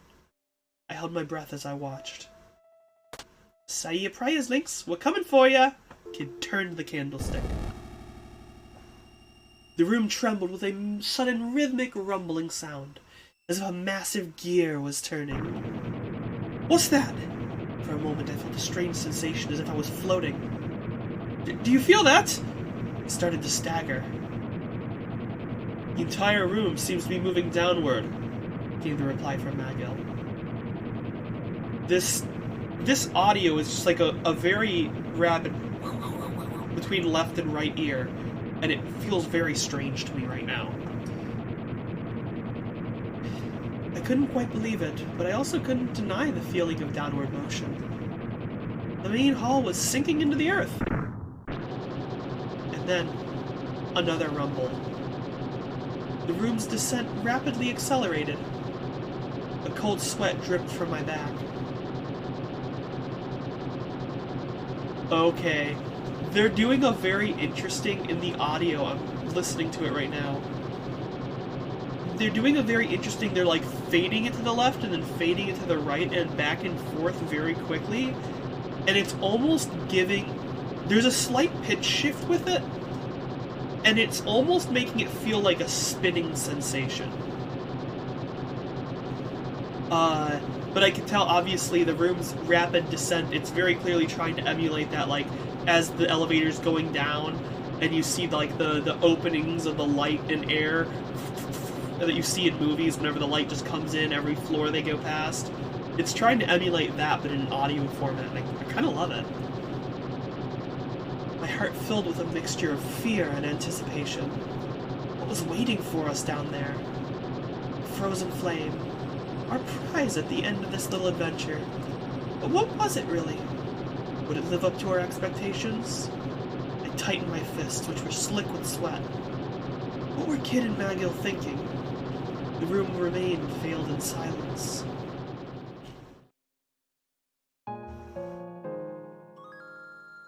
As if in response to my thoughts, a quiet voice came from next to me. Sometimes, It was Kid. I looked over to see her standing stiffly, staring forward with her hands clenched into fists. Sometimes I feel like I'm stuck in a losing battle.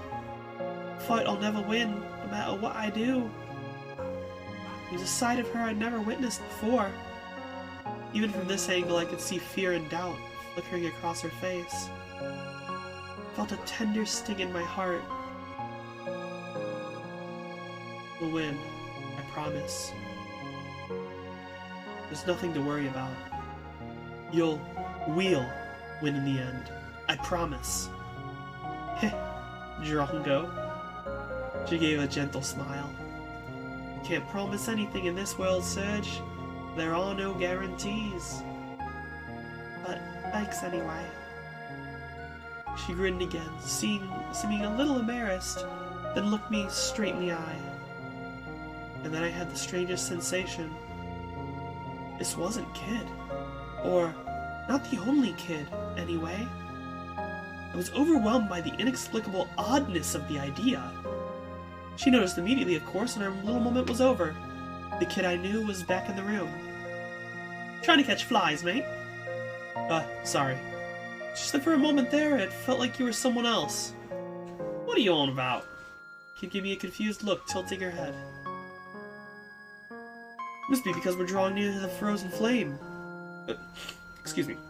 It must be because we are drawing near to the frozen flame. Magil's voice, as soft as ever, slipped unbidden from the shadows. Eh, what the heck are you two on about? Kid turned towards him with another puzzled frown. There is another self within you, struggling against the pool of the abyss. What had she been talking about? A crash split the silence, as if we'd collided with something. A loud metallic scraping filled the air. The room rocked and finally came to a halt. Looks like the end of the line! All change! The swelling grandeur of the organ suddenly filled the air. No one had so much as touched it, and yet the keys and pedals were moving by themselves. The melody it played was both unsettling and sad. Funeral tune, is it? Way to greet your guests! Kid took a long stride forward, then turned to face me and Magil. Come on, let's go. Magil and I gently nodded our assent. Kid grinned, then turned back to the door. I'm coming for you, Lynx. This is the end for you. And with that, she led us from the hall.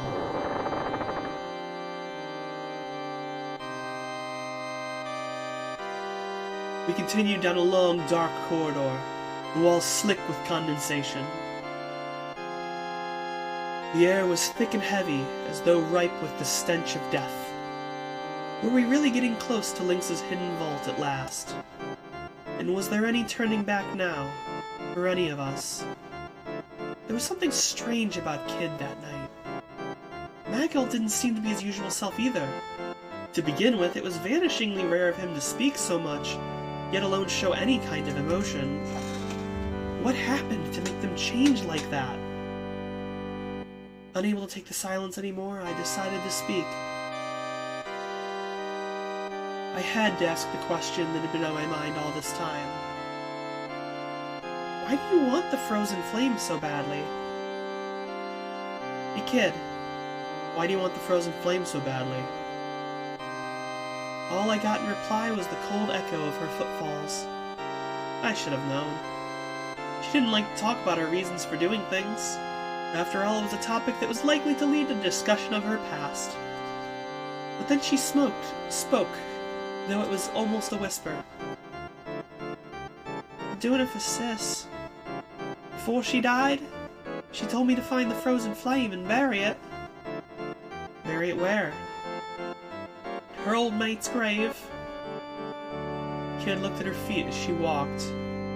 She wasn't me real sister, but she was as good as family to me. When she took me in, I was bloody helpless. Couldn't remember a thing, and I was barely old enough to survive on my own. She didn't go into too much detail about who her mate was. Best I can remember is that I needed to find the grave of a girl who married another mate of hers and died not long after. She said that's where the frozen flame should be laid to rest. Something like that. To be honest, I wasn't paying much attention at the time. It's not like I could have known what was about to happen. When she disappeared and I realized she wasn't coming back, though, I swear I'd make good on what she asked me to do. I'd nab the frozen flame from that rat bastard Lynx and get my revenge. Kid's eyes almost seemed to glow with heat in the cold night air. I'll make him pay for everything he's done.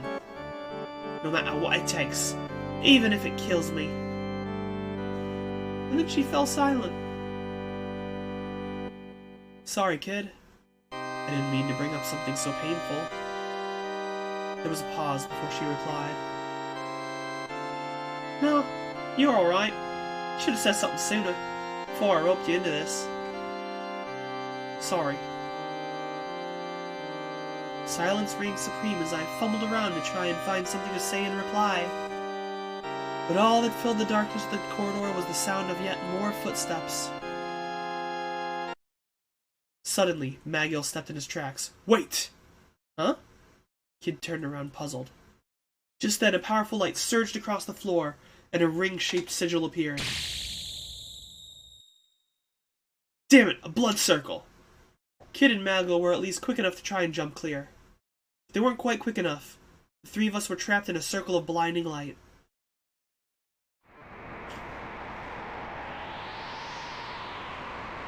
Oh, this is a nice little animation. The sigil rotated left and right with us at the center, cutting off all routes of escape. As it plays the Death Peak music. I think it's used for a couple other places, but Death Peak is where I remember it the most. Yeah, we're trapped! A wall of heat and wind blew up around us, and swirling lines and spirals of light assailed us wherever we turned.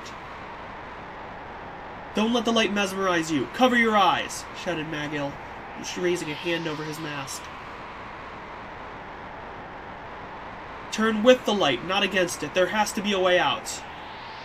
What? I barely even understand what's going on! Kid's elbow brushed against the wall of light surrounding us, sending sparks flying. Be careful! Merely to touch is more than enough to harm you. Stay well back! I slowly turned my body to follow the movements of the ring of light, looking for a gap to escape through. Ha! Ha ha! Ha! I have this answer! I have this answer. Alt-tab. Right, thrice. Left, twice. Right, twice.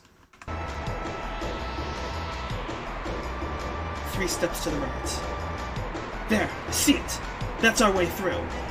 Found a gap in the wall of light and carefully walked through it. Kid, Magill, this way! We managed to get through the barrier unscathed. We weren't out of the woods yet. There was still another wall of light swirling with a great wind in front of us. I slowly turned my body to follow the movements of the ring of light, looking for a gap to escape through. I turned left, twice. 2 steps to the left. There, I see it. That's our way through. Found a gap in the wall of light and carefully walked through it. Kid, Magill, this way! We managed to get through the barrier unscathed.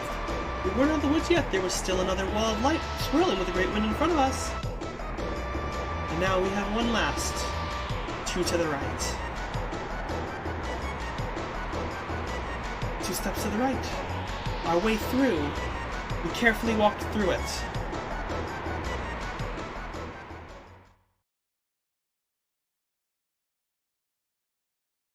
Suddenly, my body felt light, and I staggered 2 or 3 steps forward.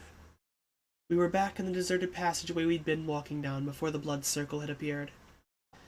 The sigil had vanished from the floor, and everything was silent, as if nothing had ever been amiss. And then I looked up.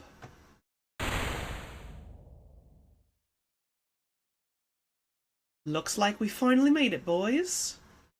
Kid strolled up to the door with a wicked grin on her face. The true frozen flame awaits. Magill's eyes gave a glint from behind his mask, like glass catching moonlight in the darkness of night. Let's go! Kid reached for the handle. So this is the place, huh? Kid narrowed her eyes, straining to see our surroundings in the darkness.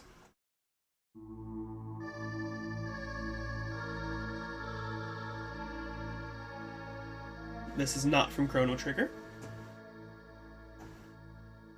A vast, pitch-black expanse surrounded us whichever way we looked.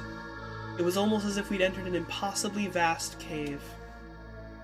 We were in a place forgotten by time, unknown to the world, hidden deep within the bowels of night. A gentle crimson light hovered in the darkness, the frozen flame.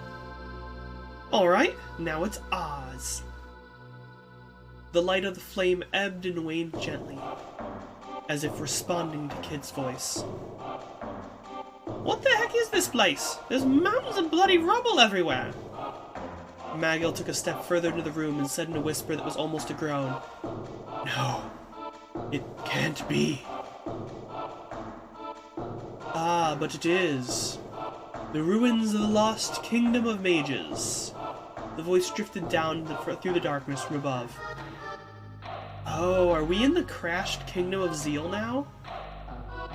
Kid looked up in shock. "Lynx, I'll kick your flea-bottom ass so hard you'll kiss the moon!" Kid pulled her knife from her belt and threw it as hard as she could. It fell to the floor with a clang as if knocked out of the air by some unseen hand. "Still the same impetuous child as ever, I see. That's no way to greet an old friend." "Smarmy bastard!" Kid gritted her teeth with rage. "And you, Shadow Dweller, I'll have none of your tricks this time. You must think me a fool if you believe I'll fall for that again." Magill, who had been quietly slipping into the darkness that surrounded us, stopped dead in his tracks. So this was the infamous Lynx.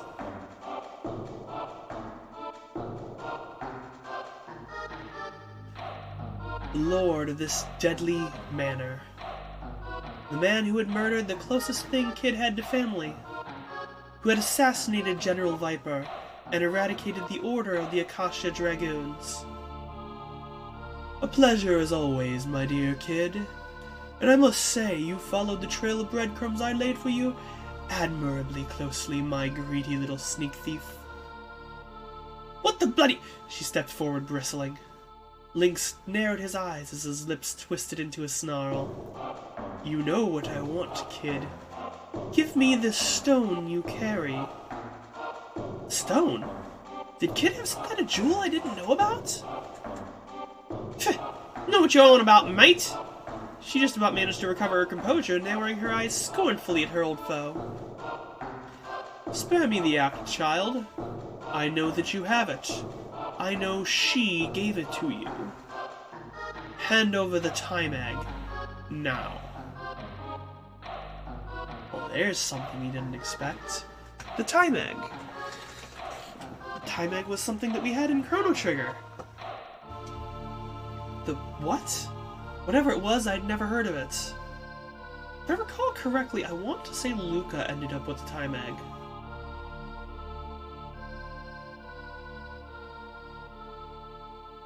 "You're dreaming if you think I'll give it to the likes of you," Kid shot back. "It's all I have left of her. I'll never let it go of it, not for anyone, and definitely not for you. I'll tell you what's gonna happen, you bastard. First, I'm gonna take the frozen flame, and then I'm gonna ram it down your throat." Incorrigible young fool. I was hoping this might be a civilized exchange. Alas, it seems my words will only fall on deaf ears, and you are determined to repeat your past errors. Lynx moved his hand in the grip of the ornate golden saber that hung from his belt. "Last time I showed you mercy and let you leave with your life. That was a mistake, one which I mean to correct." "Serge, Magill, stay back." Kid took a step forward, glaring at Lynx, her gaze unflinching. "This ends here and now. You'll pay for what you've done. You'll pay for what you did to Luca!" Okay. Luca! With a scream, Kid leapt in the air like a bird taking flight. I wasn't expecting to be right with my note about the time egg, but apparently I was. And apparently Kid knew Luca. Her foot lashed out, and a silent kick came right at the side of Lynx's head. There was no contact, where Lynx had been mere moments before, now there was only empty space. Kid landed and immediately launched herself back into the air, putting the full force of momentum into another kick. This time, Lynx leaned back, letting Kid's foot swing past only a hair's breadth from his nose. And then it was Lynx's turn. He lashed out with his saber, carving an arc through the air in front of him. Kid was ready for him, however, and had already jumped back to a safe distance. The two glared at each other from mere footsteps apart. At least you had the decency to prepare a little better than last time, Lynx purred. A red line appeared on Lynx Kid's cheek, slightly coalescing into a drop of blood. Kid! In a flash, she launched herself into yet another attack. Lynx dodged to the side, then made to strike her with the hilt of his saber. Kid moved awkwardly to avoid the attack, losing her footing, and then Lynx was on her like a bird of prey before she could fully recover. There was a gasp and a cough as Lynx drove his knee into the pit of her stomach. Kid collapsed. A steady stream of red dripped from her lips. Will that be all, girl? Lynx gave Kid a merciless kick to the side, sending her flying. She landed on a pile of rubble, her body rolling until she hit a large stone pillar, and there she lay, lifelessly still. Kid! Kid! I screamed her name as I charged towards Lynx, but Magill was there already. He flew through the darkness, a part of the shadows, before crashing down on Lynx like a bolt from the blue. Lynx jumped back, and countless threads of light flew from his fingertips toward Magill. With a droning hum, the threads of light surrounded Magill, crossing over one another. They spread to form a lattice of light that gave off a blinding glare, and trapped Magill where he stood. What is this? Magill staggered and groaned, attempting to shield his eyes with his hands. It is a simple enough spell, my shadowy friend, for those inclined to learn it, and for which, sadly for you, leaves no darkness in which to hide. Lynx leered at Magill with a venomous grin. You've been quite the thorn in my side. I'll let you live long enough to regret it. Magill struggled and groaned. I had to do something. Kid and Magill needed me. What was I going to do? I challenged Lynx. I charged at Lynx. Screamed as I rushed towards Kid's nemesis, and then in one fluid motion he spun around to face me, lashing out with his saber. I tried my best to dodge the blow, but the blade sliced into my body. Ugh! I collapsed in a heap and rolled down onto the rubble. You aren't the first arrogant little street rat I've cut down, and you won't be the last! His claw-like fingers clamped around my throat. I couldn't breathe. Tightening his grip, Lynx lifted me bodily until my feet were dangling in the air. I could feel his talons mercilessly digging deeper and deeper into my neck. Panic filled my mind. Look, kid. See your friend. See him suffer. This is your doing. This is your hand around his neck. Kid's breathing was ragged and blood still dripped from her lips. Opening an eye, she groggily raised her head, but she couldn't get up. She didn't have the strength. Serge! Give me the time egg. Do you even know what it is? I suspect not. Think of it as a concentrated pocket of space. With the frozen flame and the time egg in hand, one can bend the fabric of space and time and rewrite the past. There are errors I wish to correct, mistakes in the past that must be set right. Lynx's narrow, emotionless eyes returned to my face. How long before he perishes, I wonder? I struggled to breathe. I could only make choking sounds. Kid screamed my name. Decide. Will you watch the boy die, or relent? Does his life mean nothing to you? I can't. She balled her hands into fists and dropped her gaze. My vision started to fade. And then I heard her voice. She struggled to speak through the pain. I'm sorry, Serge, but I swore I'd sacrifice anything to stop Lynx. Don't worry about me. Don't worry about me. It was all I could do to force the words out past Lynx's icy grip. I was starting to black out. Was this really how it was going to end?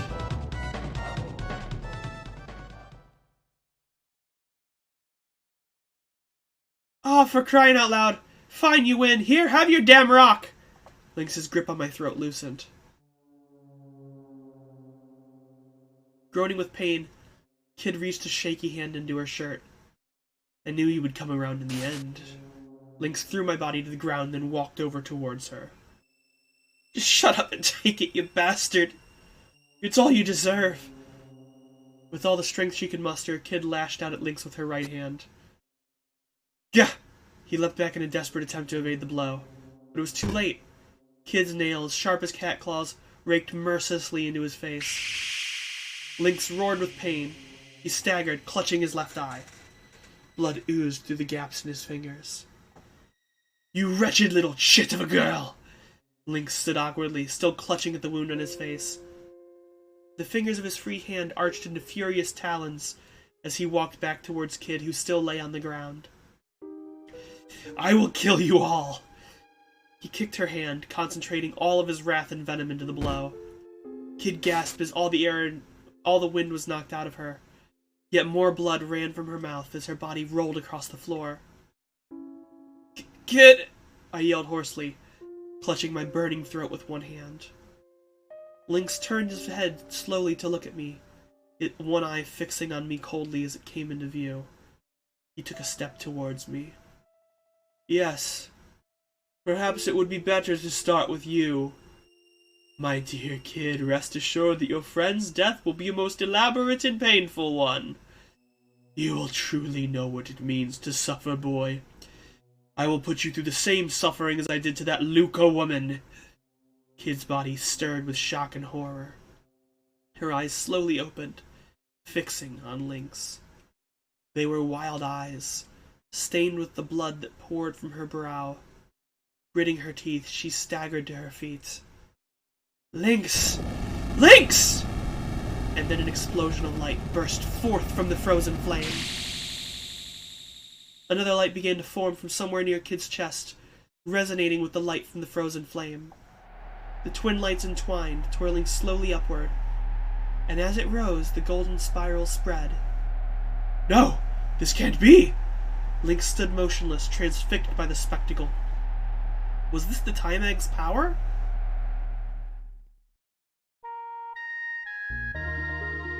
Kid screamed as a raging blaze of light engulfed her. I'll never let you do it again! I'll never let you steal from me again! Bathed in the glow, her body shook. Blood-red tears dripped from her eyes as they took on a distant look.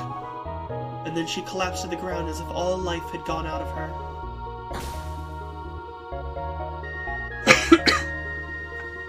I heard a voice. It was quiet and still, like the evening. It has come to pass. Kid is retracing her lost memories back through time, back to the Lost Kingdom.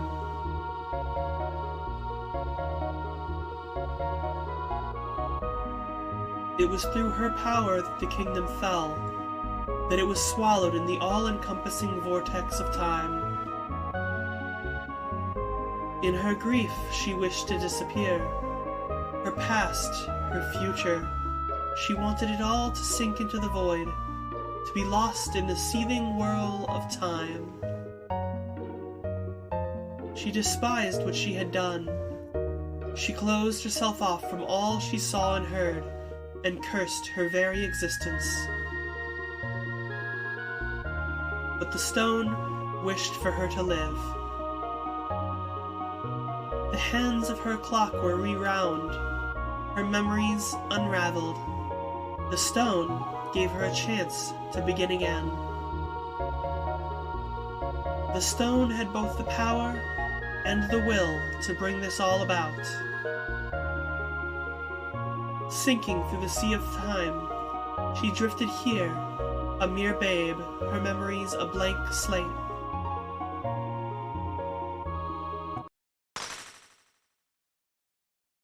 The Time Egg shattered, its fragments raining down on the world, becoming shards of sorrow and anguish. The world around us drifted into pieces. It swallowed us, engulfed us. We were consumed, locked into the void. And then, a girl's scream echoed in the darkness. That voice, was that Kid? It sounded just like... No! This is all wrong! The black vortex! It surrounds us! No! Stop! I'm assuming that was Kid. It might have been Lynx. I'm not sure.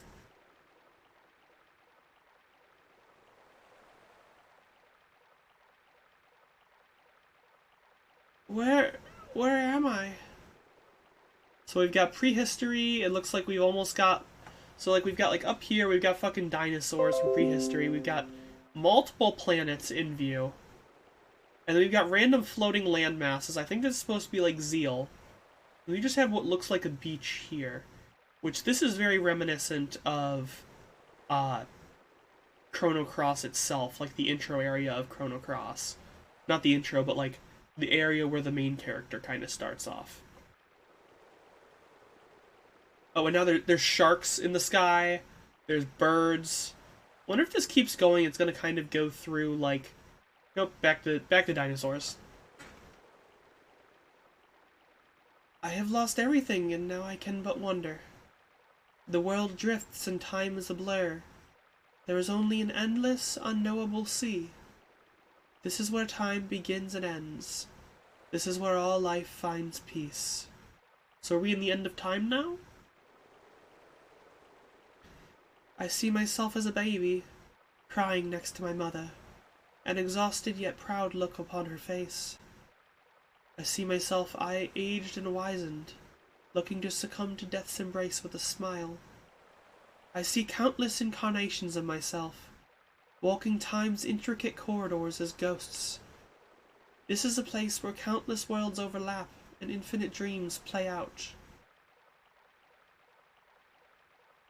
If only I could rest here for eternity. If only I could free myself of all my burdens and sleep here in this sea of dreams. But I hear it calling me. I hear the song.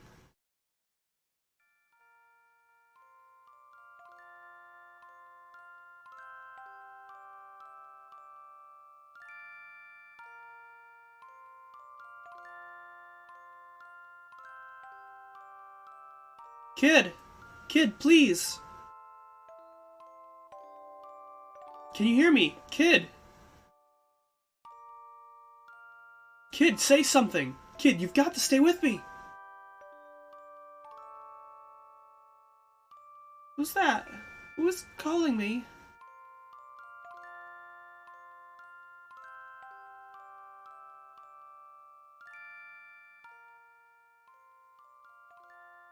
Serge?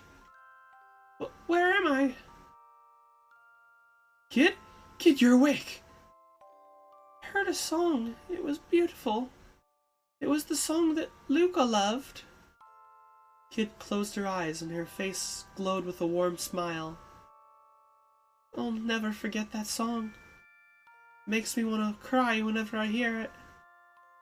I'm just glad you're back. Felt like I was losing you. Like you were going somewhere far, far away.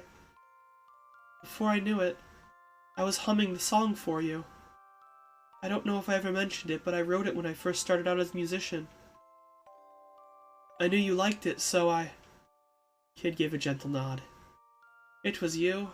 You were the one who called me back. It was you calling me name. Thanks, Serge. It's okay. It's okay now. I'm back. Suddenly, she gasped with pain. Lynx's saber had plunged deep into her right shoulder. And towering over us was Lynx himself. I told you, kid! I told you I would kill you! She had no strength left to fight. What was I going to do? I tackled Lynx. Damn you! I charged towards him with all the strength I had left. That's quite enough, Brat! Lynx lashed out at me with his saber. Ugh! I staggered and collapsed to the ground. What about Kid? Was she okay? I looked desperately around to find her, my eyes clouded with pain. Alas, your time has come! He raised the saber high, preparing to strike. Enough. Stunned, we looked towards the intruder. You! Is it Riddell? Oh, it's the old crone. There stood an old crone, her wizened features obscured by a heavy hood. How had she made it all the way down here? Lady Vera! And what have we done to bring poor Magister General running, I wonder? He growled. It's been far too long, Lord Lynx. A pity that I seem not to have caught you at your best. The crone met Lynx's mad stare head-on. I I will take the frozen flame. After all, it seems you two have been quite unable to decide which of you should have it. She raised a hand and armed soldiers poured into the room. Maggie lifted Kid to her feet.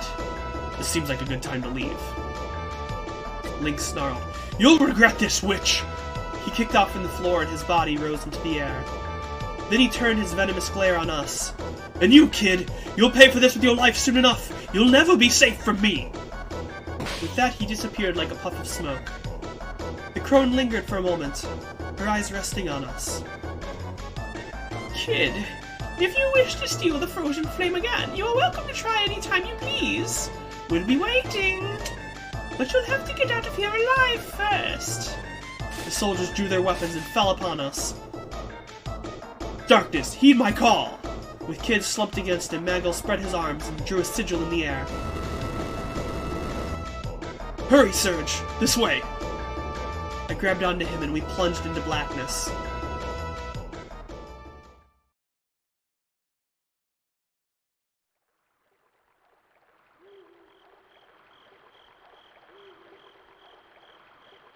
Thanks to Maggle's magic, we managed to escape the manor alive.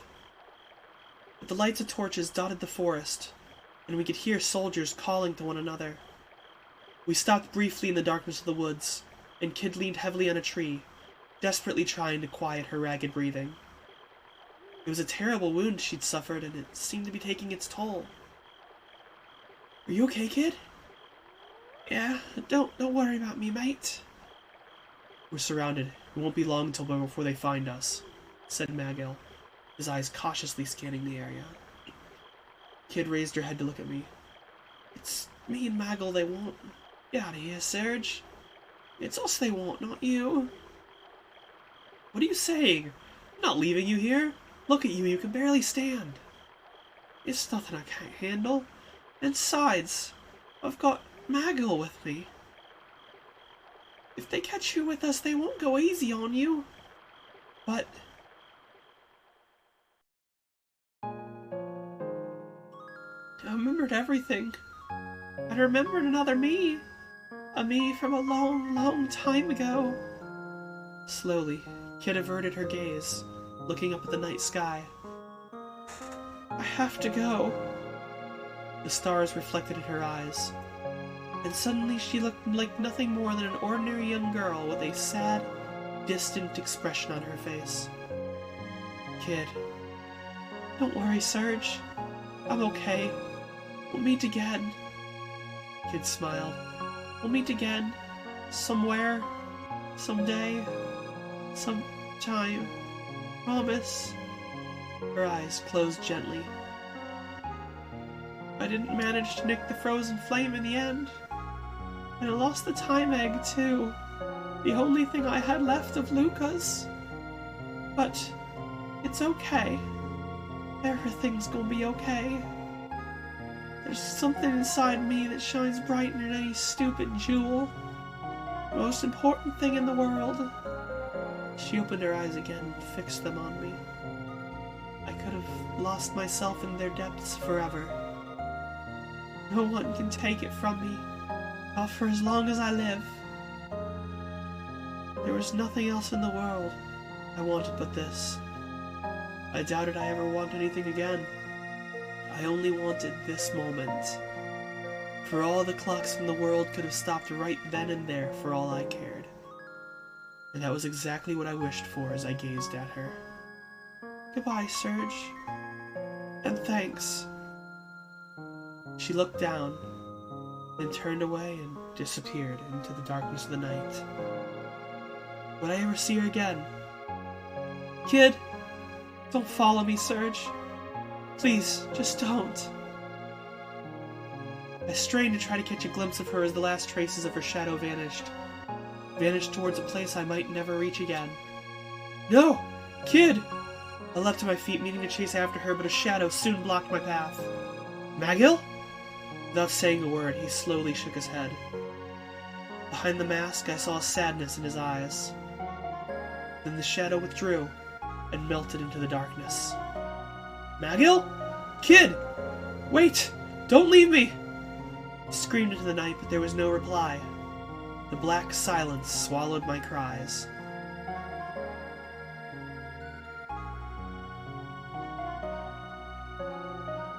Kid! Kid! Just like the story began.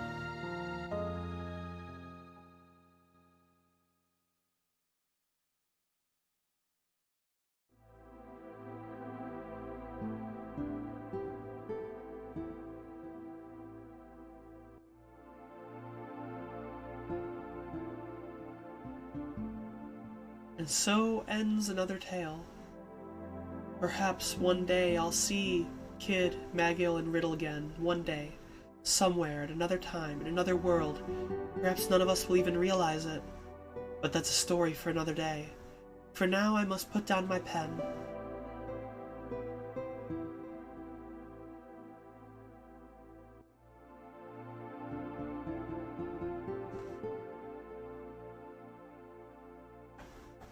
I closed my grandfather's diary. And then from downstairs I heard my mother calling. "Did you hear me? Your friend's here!" Nimble footsteps charged up the stairs. The door flew open. In tumbled a young girl. A girl who seemed somehow familiar. "Hey, Serge! It's a beautiful day for adventuring. Found a rundown manor off in the woods to the north. You want to go exploring? Come on, put the book down and let's get out of here."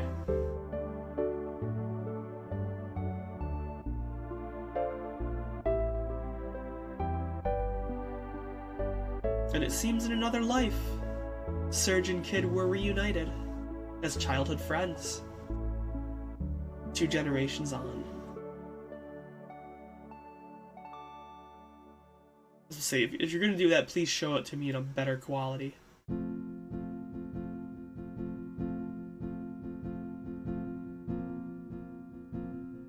This is, I think, the prettiest animation I've ever seen for... Oh yeah, especially with that font, the way it's animated. This is definitely, I think, the prettiest animation I've ever seen for essentially a Super Nintendo game. Satellivision was a Super Nintendo satellite connection system to download games. But yeah, that's Radical Dreamers. Just a very short, quick story telling the story of Serge, Kid, and Magill. Kid, who somehow knew Luca and got the time egg from Luca. Magill, who is clearly Magus without his memories entirely. But he knows more than he's letting on. That much is clear. And Serge, who's just Serge. Serge, at least from what it seems, didn't seem to really be a reincarnation of Chrono or anything like that. At least I don't think so. Yeah, I don't know. I will say, Kid, Serge, and Magill are all main characters in Chrono Cross. We'll be going into Chrono Cross next after this. But Chrono Cross has a large cast. It kind of throws a lot of the stuff from this game and the past game just kind of out the window with like having a small cohesive cast. I think there's something like 100 recruitable characters or something, and I'm debating looking up a guide on how to not miss any of them at the very least. Just because, yeah, like, it is very easy to miss a character because there's a lot of missable stuff in that game.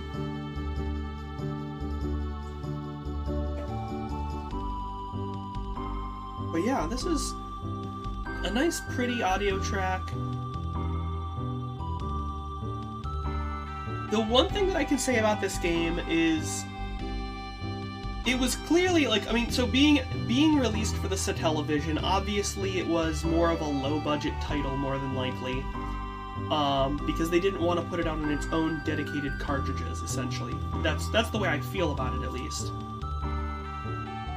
So, because of that, they had certain limitations. Obviously the low budget doesn't help. But, like, I don't know. I feel like they could have done more with this, but it's good for what it was. But what I was trying to say was the one thing that always seemed kind of strange to me was the audio balancing in this. Like, you had the music tracks which came in that were very loud, uh, that I was trying to make sure that I could speak loud enough over that you guys would hear me clearly. Um, but then you had other parts where the music was extremely quiet and just very much like a background tone. And it was just like, it was night and day. You had barely there or completely fucking blasting. And it didn't seem to have any in between. And I apologize for that. There's nothing I really could do about it. I feel like if they were going to put a little bit more money into it, it would be rebalancing the audio. It wasn't bad, but it wasn't good either.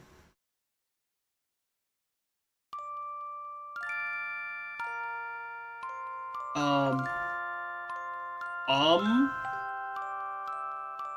why? Do I have to beat this 7 times? Or is that just the first ending? Does it have multiple endings like Chrono Trigger had?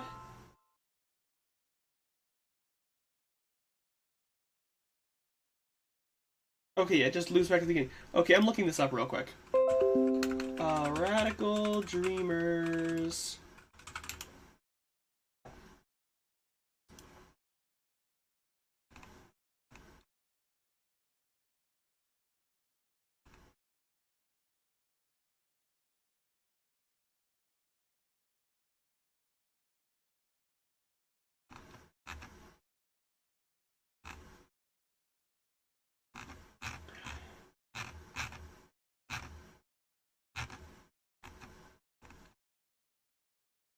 Uh,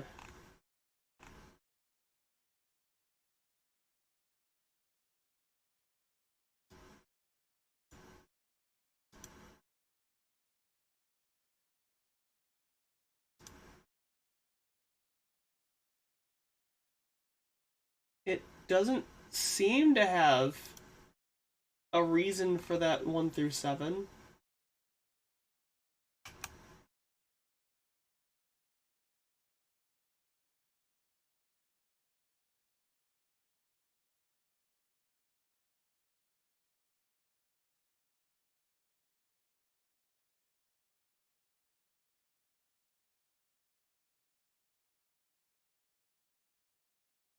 I'm looking up right now and I'm just not seeing anything.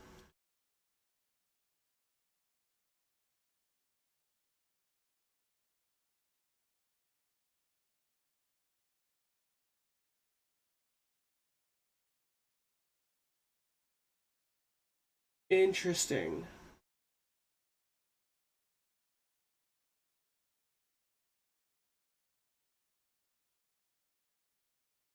Okay, so there's multiple stories here, apparently.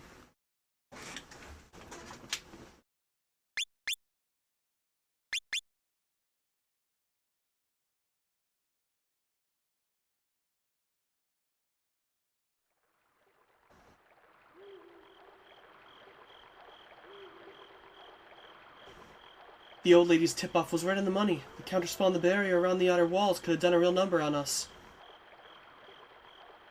Is this the same?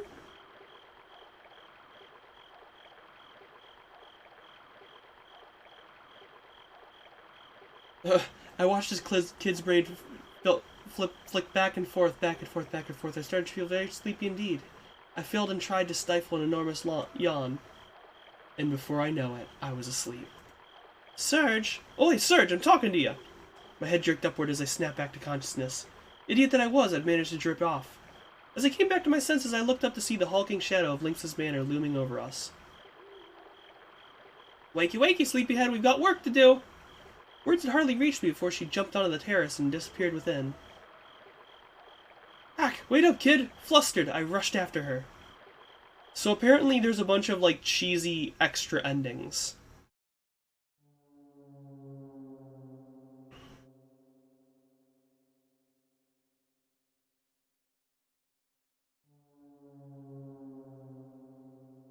Soft glimmer of light. At least that's what I thought I saw. A gentle glow coming from a decorative window close to the ceiling. But as much as I strained my eyes to try to catch it again, I couldn't. Oi, Serge, you better not be sleeping on the job. We'll leave you for the guards to find. Kid and Maggle were already full down the passageway. How long had I been standing there? I rushed after them. It was way too early to start trying Kid's patience. A corridor stretched off to the left and right from both terrace. It seemed equally dark and chilly in both directions. Let's go to the left. On my way to the silence of the corridor, something cold landed on me from above. I put my hand up to my hair and felt a queasy-inducing sliminess.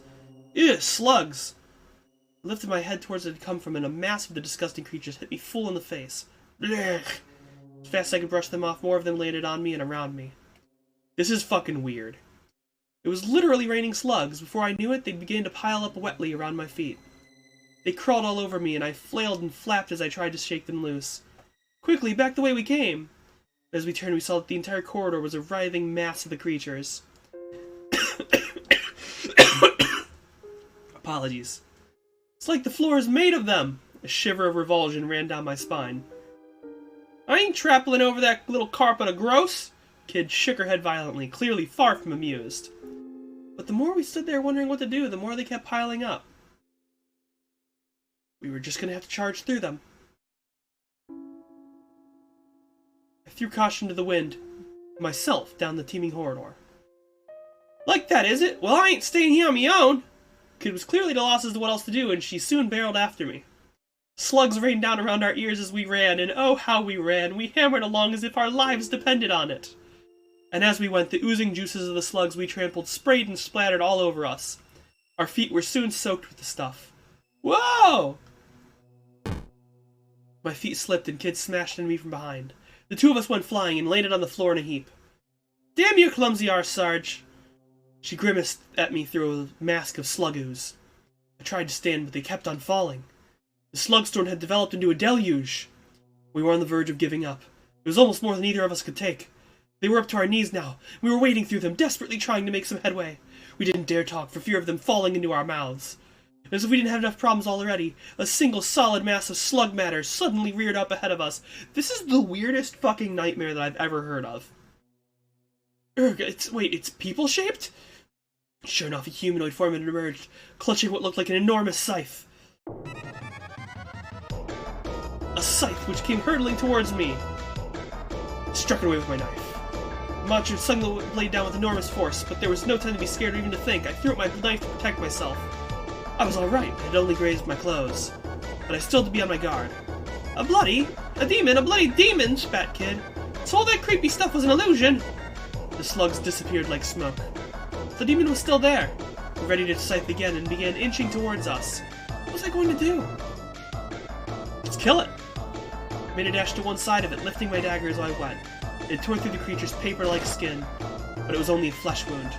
Bloody thing's laughing at us! And it was too, chuckling maniacally in a way that made me deeply uneasy. I raised my knife again and prepared for the worst. My eyes went the demons, and it was there that I saw it. There was a twinkle behind them. I couldn't tear my gaze away. Its chuckle grew to a belly laugh as it peered into the very depths of my soul. And then just like that, it had muttered a few words and melted into the shadows. Where seconds before it had towered over us, now not a trace of it remains. What was that all about? Why would it just disappear mid-fight? Guess it had someplace else to be. Kid gave a shrug, doing her best to at least feign indifference. But I couldn't shake that sense of unease which had filled me, and peered uneasily at the darkness into which the vile creature had disappeared. Phew! I'd taken a few knocks, but I was alright. A scrape or two wouldn't stop me. Well, that was another fine bloody mess. What did we even bring you for, Serge? Kid's cold stare pierced through me like a javelin made of ice. We took the corridor leading from the left-hand side of the terrace, eventually arriving at an intersection with some stairs. The path to the right led down to the stairs, the path to the left was a dark side passage, and the main corridor continued straight onward. I'm trying to remember. Down the stairs, onward goes to the main, if I remember correctly, and the side passage is the study. Okay, yeah, study. Head down the side passage, old immaculately polished door.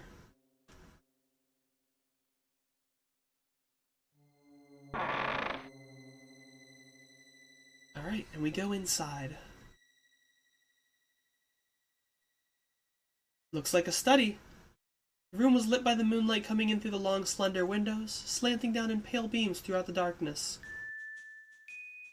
It's pretty big for a study, with an immaculate antique desk dominating the center. There were rows of bookshelves lined with thick, dusty old tomes. The wall to the rear was decorated with paintings and shelves of vases and plates stood before it. They often be curios from foreign lands. I went over to the desk and started searching the drawers. There I find a neatly arranged set of pens, ink bottles, and other writing materials. Nothing of interest, in other words. A small portrait on the desk caught my eye. It was a picture of a young girl with a gentle smile on her lips. Who was she?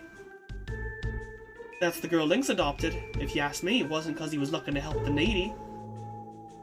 She wrinkled her nose in distaste. Not even a looker. Riddell? Maggie had appeared next to me, whispering the woman's name. He stared at the portrait in astonishment. What's up, Mag? My question seemed to drink the portrait's hold on him, and his head came up with a start. He quickly returned to his usual emotionless self. Nothing. Probably shouldn't have even bothered asking. He wasn't exactly the forthcoming type. Time is of the essence, and we are wasting it. Let us look elsewhere. Turning on his heel, Magiel made for the door. Kid and I looked at each other in confusion. What's up with him all of a sudden? Don't ask me. Hey Mag, wet for us! We followed him out of the study. We made our way back down the side passage leading from the study. Eventually we arrived back at the intersection. Stairs left downward? Let's go down the stairs. Let's go to Riddell.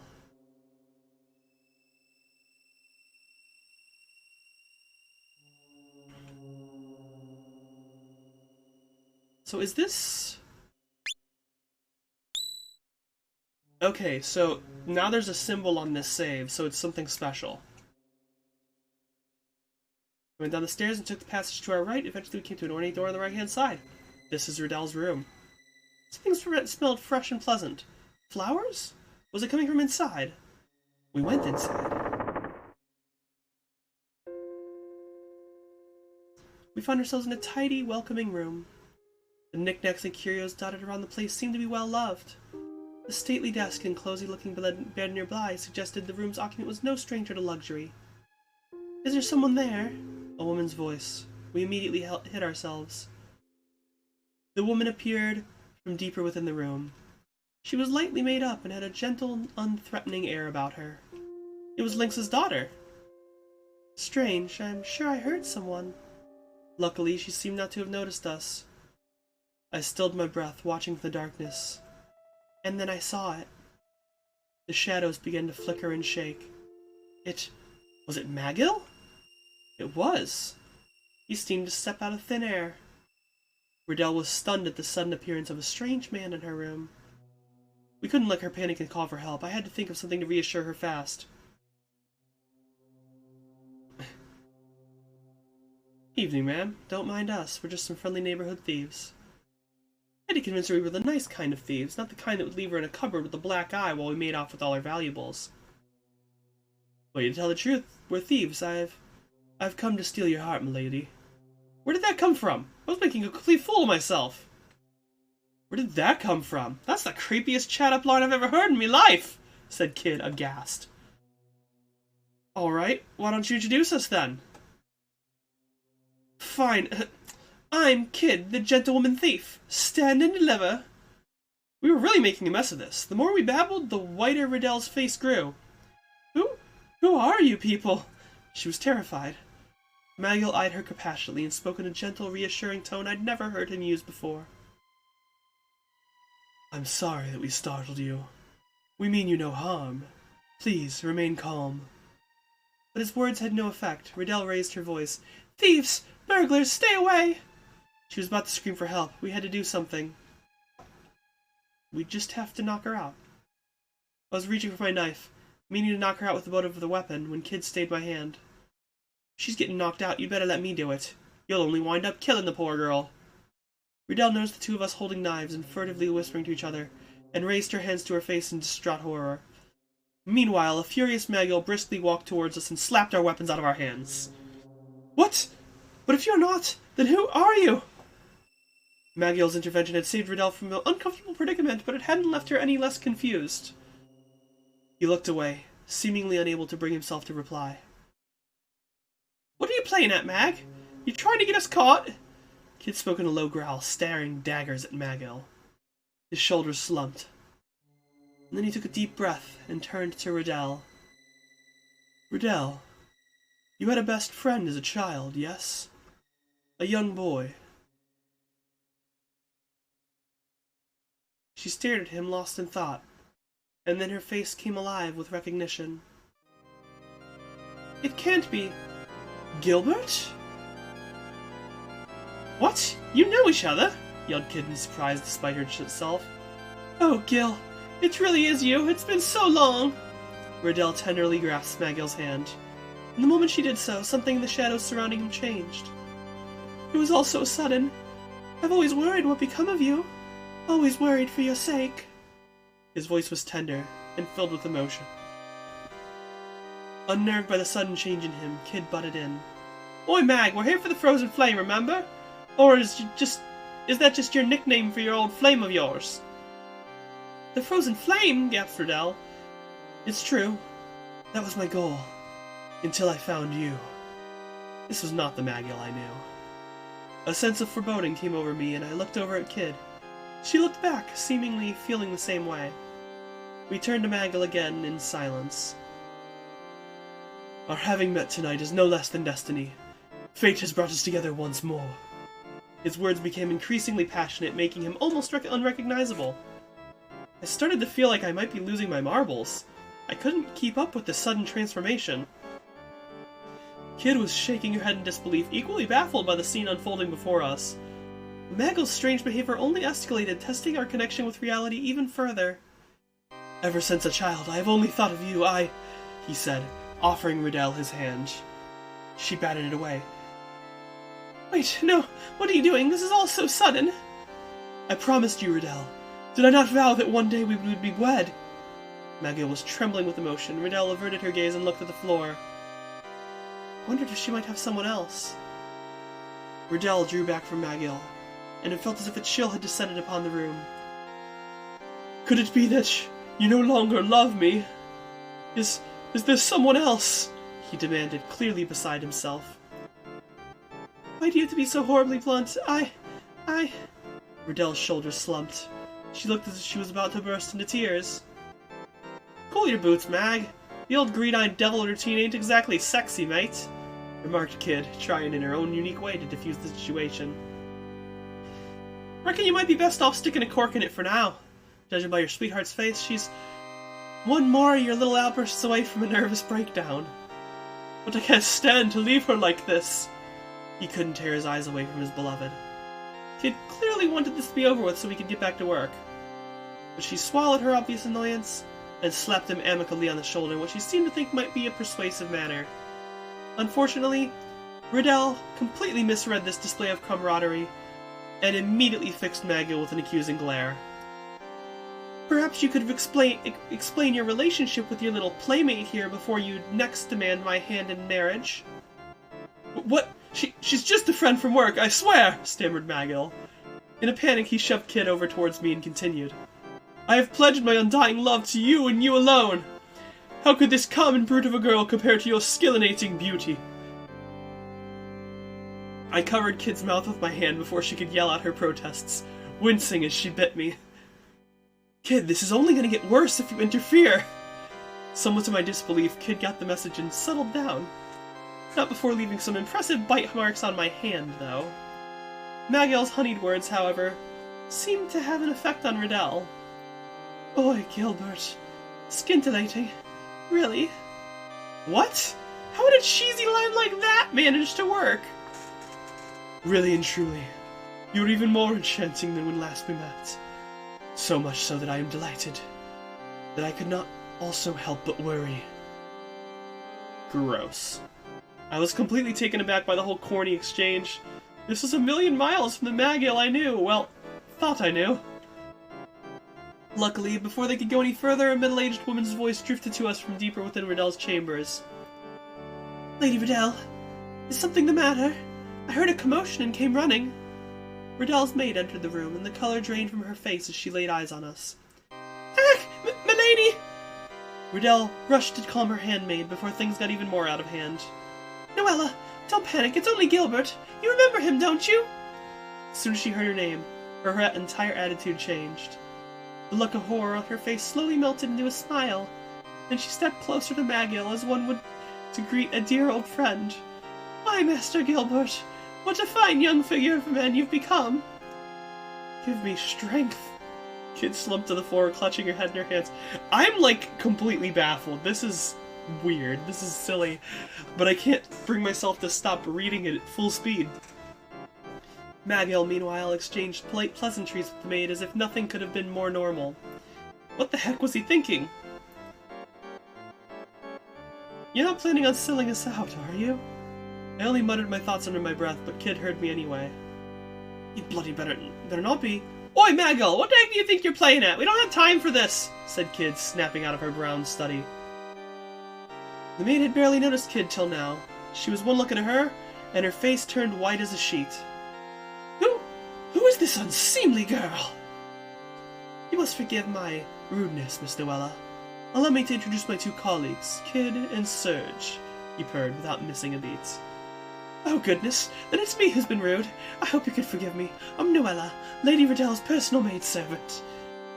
"Oh, nice to meet you."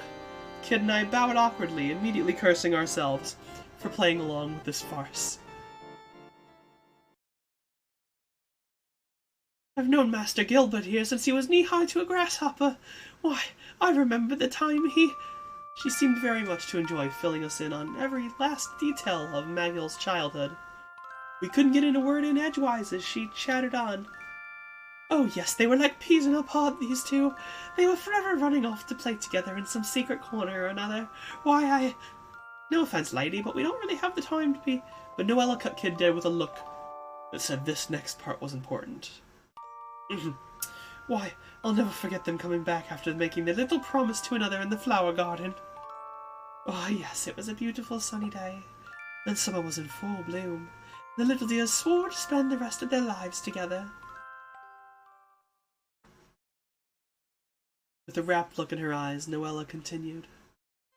"And everyone's known ever since that Lady Riddell's heart belongs to Master Gilbert and no other." Riddell only looked glum. "Yes, Noella, because you insist on telling them, which is why I've never received so much as a single offer of marriage." Magill's eyes shone with delight. Kid, who had been crossing her arms on the sidelines, had just lost her patience. She turned to the group, glaring. "Listen here, you old bag of bones. I'm the Master Thief Kid, and I came here tonight to—" Before she could finish, Noella had cut right back in. "You came here tonight to steal off with Lady Riddell, didn't you, you rascals? Goodness, I should put you over my knee and teach you all a lesson. What? No, just shut up, you interfering old hag. I couldn't give a monkey's about your precious Lady Bloody Riddell. Now shut your trap and butt out, will ya?" The two glared ferociously at one another while Magill did his best to defuse the situation. "It's all right, Noella. She'll be safe with us." "Oh, Master Gilbert." He turned to Kid. "Come on, we have to move quickly." "Hang on, what?" Kid's eyes met Noella's again. They both realized what Magill had just said. "Safe with us? What do you mean, safe with us? You mean you're actually going to run off with her?" Taken aback, Magill stammered, Not exactly, But his words were drowned out by the excited yelping. "An elopement! Oh, how wonderful! How romantic! I simply must let everyone know!" Noelle left the room, tripping the light fantastic as she went. "Magill, you conniving little— What about the frozen bloody flame?" In a blind rage, Kid seized him by the collar. Riddell, too, seemed less than thrilled by this development and finally lost her temper completely. I suppose she couldn't be blamed. It was a bit unfair to hold her to a promise she made when she was only a child. And besides, she was the lady of the manor. She'd be leaving a comfortable life behind. I looked at her and thought, there's no way she can just leave home like that. "I have absolutely no intention of leaving my home," exclaimed Riddell defiantly. "Do you want me to live like a pauper? What would Father say?" "Fear not, my love. I have saved all the funds I need to pay for the wedding, and to secure us a marital abode. As for the honeymoon, our guests will surely help with that." Magill turned to wink meaningfully at Kid and I as he uttered the word guests.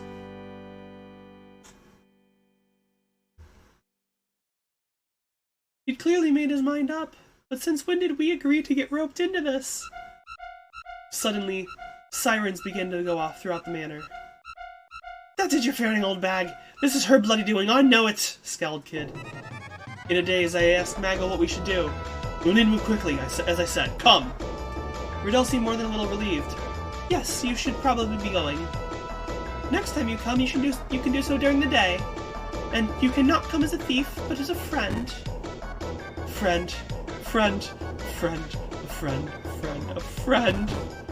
Maggle repeated the word friend under his breath in what was almost a... I'm just imagining him just going against the wall. And then defiantly he rose up to his full height. No! I will not give up! A clatter of footsteps came from the hallway. Quick! We need to skedaddle! Maggle picked up Riddell with little obvious effort and slung her over his shoulder. I'm taking you with me. What? Maggle, you can't be serious! Kid stopped dead in her tracks. Eek, put me down! Riddell struggled to break free. Stop that, we have to get out of here! Maggle's cape fluttered as he rushed out of the room. Gilbert! Riddell's voice trailed off into the distance. So what do we do now, kid?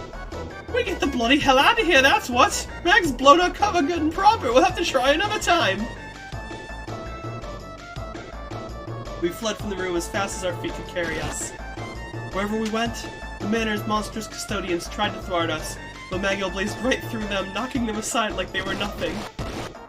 And eventually we managed to escape, though every muscle in my body ached with the exertion.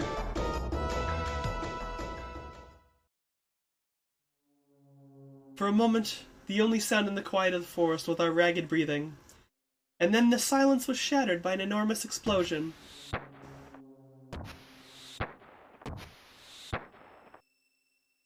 Fireworks? We looked up to see fireworks. I gazed at them in wonder. Wait, what's that? Kid could see something else. A row of figures were waving from one of the manor's balconies. I strained my ears and realized they were cheering, too. Congratulations, Lady Riddell! May you be happy together forever! Invite us to the housewarming party when you're settled in! And then Kid pointed to the roof of the manor, a look of horror on her face. There he stood, Lynx himself, the lord of the manor, and he was crying. He's the father of the bride's blubbing like a bloody baby. We were all stupefied. Riddell, who had been crying the entire time herself, gently lifted her head. Why did you have to cause such a scene?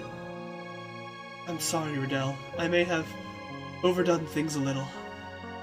With a flick of his wrist, Maggle procured a handkerchief and gently dried the tears from her cheeks.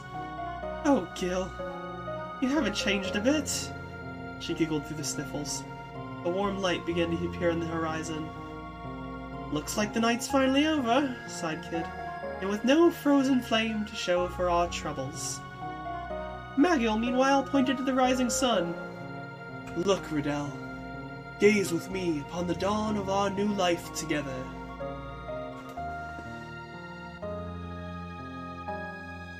Radical Dreamers, Love, Folly, Elopement, the end.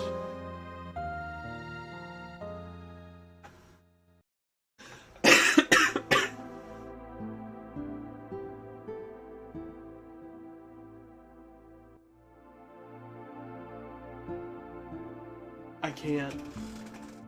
So ends another tale. Perhaps one day I'll see Maggle, Kid, and Riddell again. One day. Somewhere, in another time, in another world. Perhaps none of us will even realize it. But that's a story for another day. For now, I must put down my pen.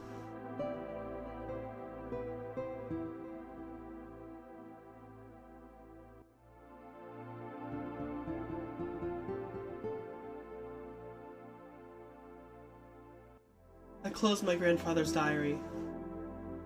And then from downstairs, I heard my mother calling. Did you hear me? Your friend's here. Nimble footsteps charged up the stairs, the door flew open, in tumbled a young girl. A girl who seemed somehow familiar. Hey, Serge, it's a beautiful day for adventuring.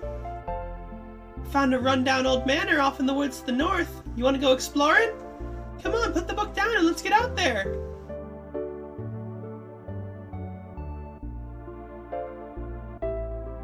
And so that is a second ending to the story.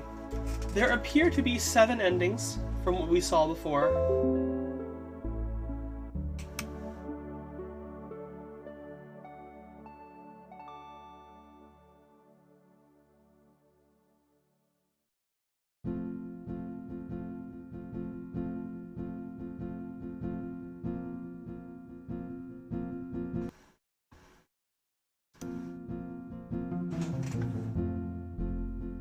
Is this a different ending track than the other song? And then the other ending? No, it's the same. Can I skip it? And I put on auto mode.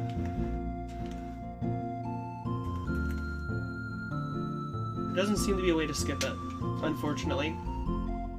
So we're gonna play through this. Meanwhile, I'm just gonna take a sip of my drink. I've got some of the Mountain Dew 2022 Voodoo right now. It's got a very nice, pleasing flavor to it. Like I remember the one year the Voodoo was like a candy corn flavor. It was kind of terrible. And I can't remember what the other years were, but this one is distinctly fruity. Not exactly sure what it is, so I'm very curious to see when they reveal it at the beginning of next week, what it actually is supposed to be.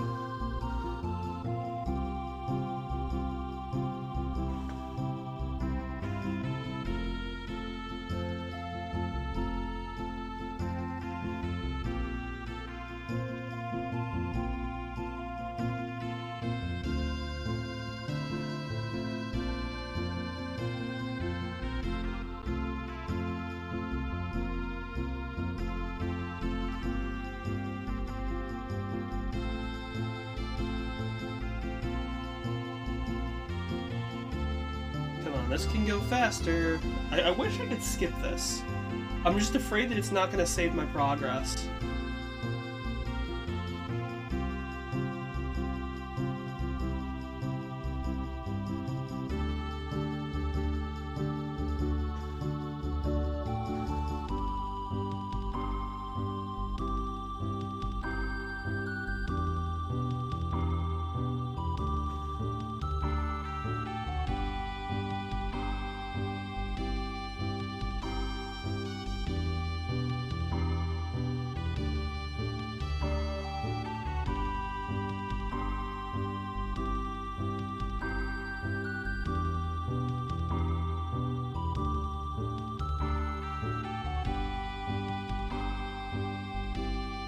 Alright. Done with the ending.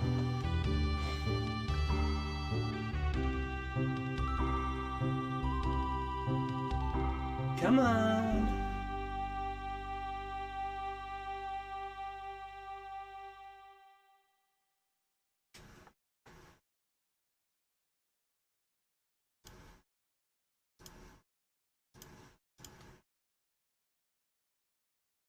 So yeah, there's a few more endings.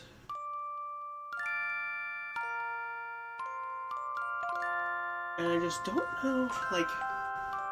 I could go through all of them. I don't know if I feel like it right now.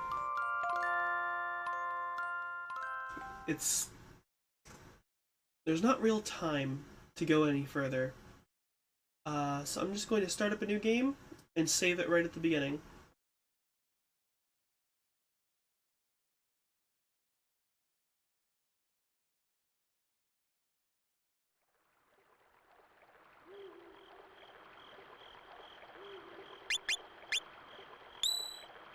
And there we go. Now we have 2 clears.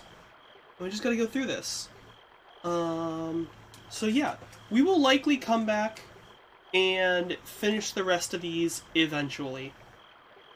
Whether that's in the next session or not, will end up being probably based on public opinion, or if we should just jump into Chrono Cross.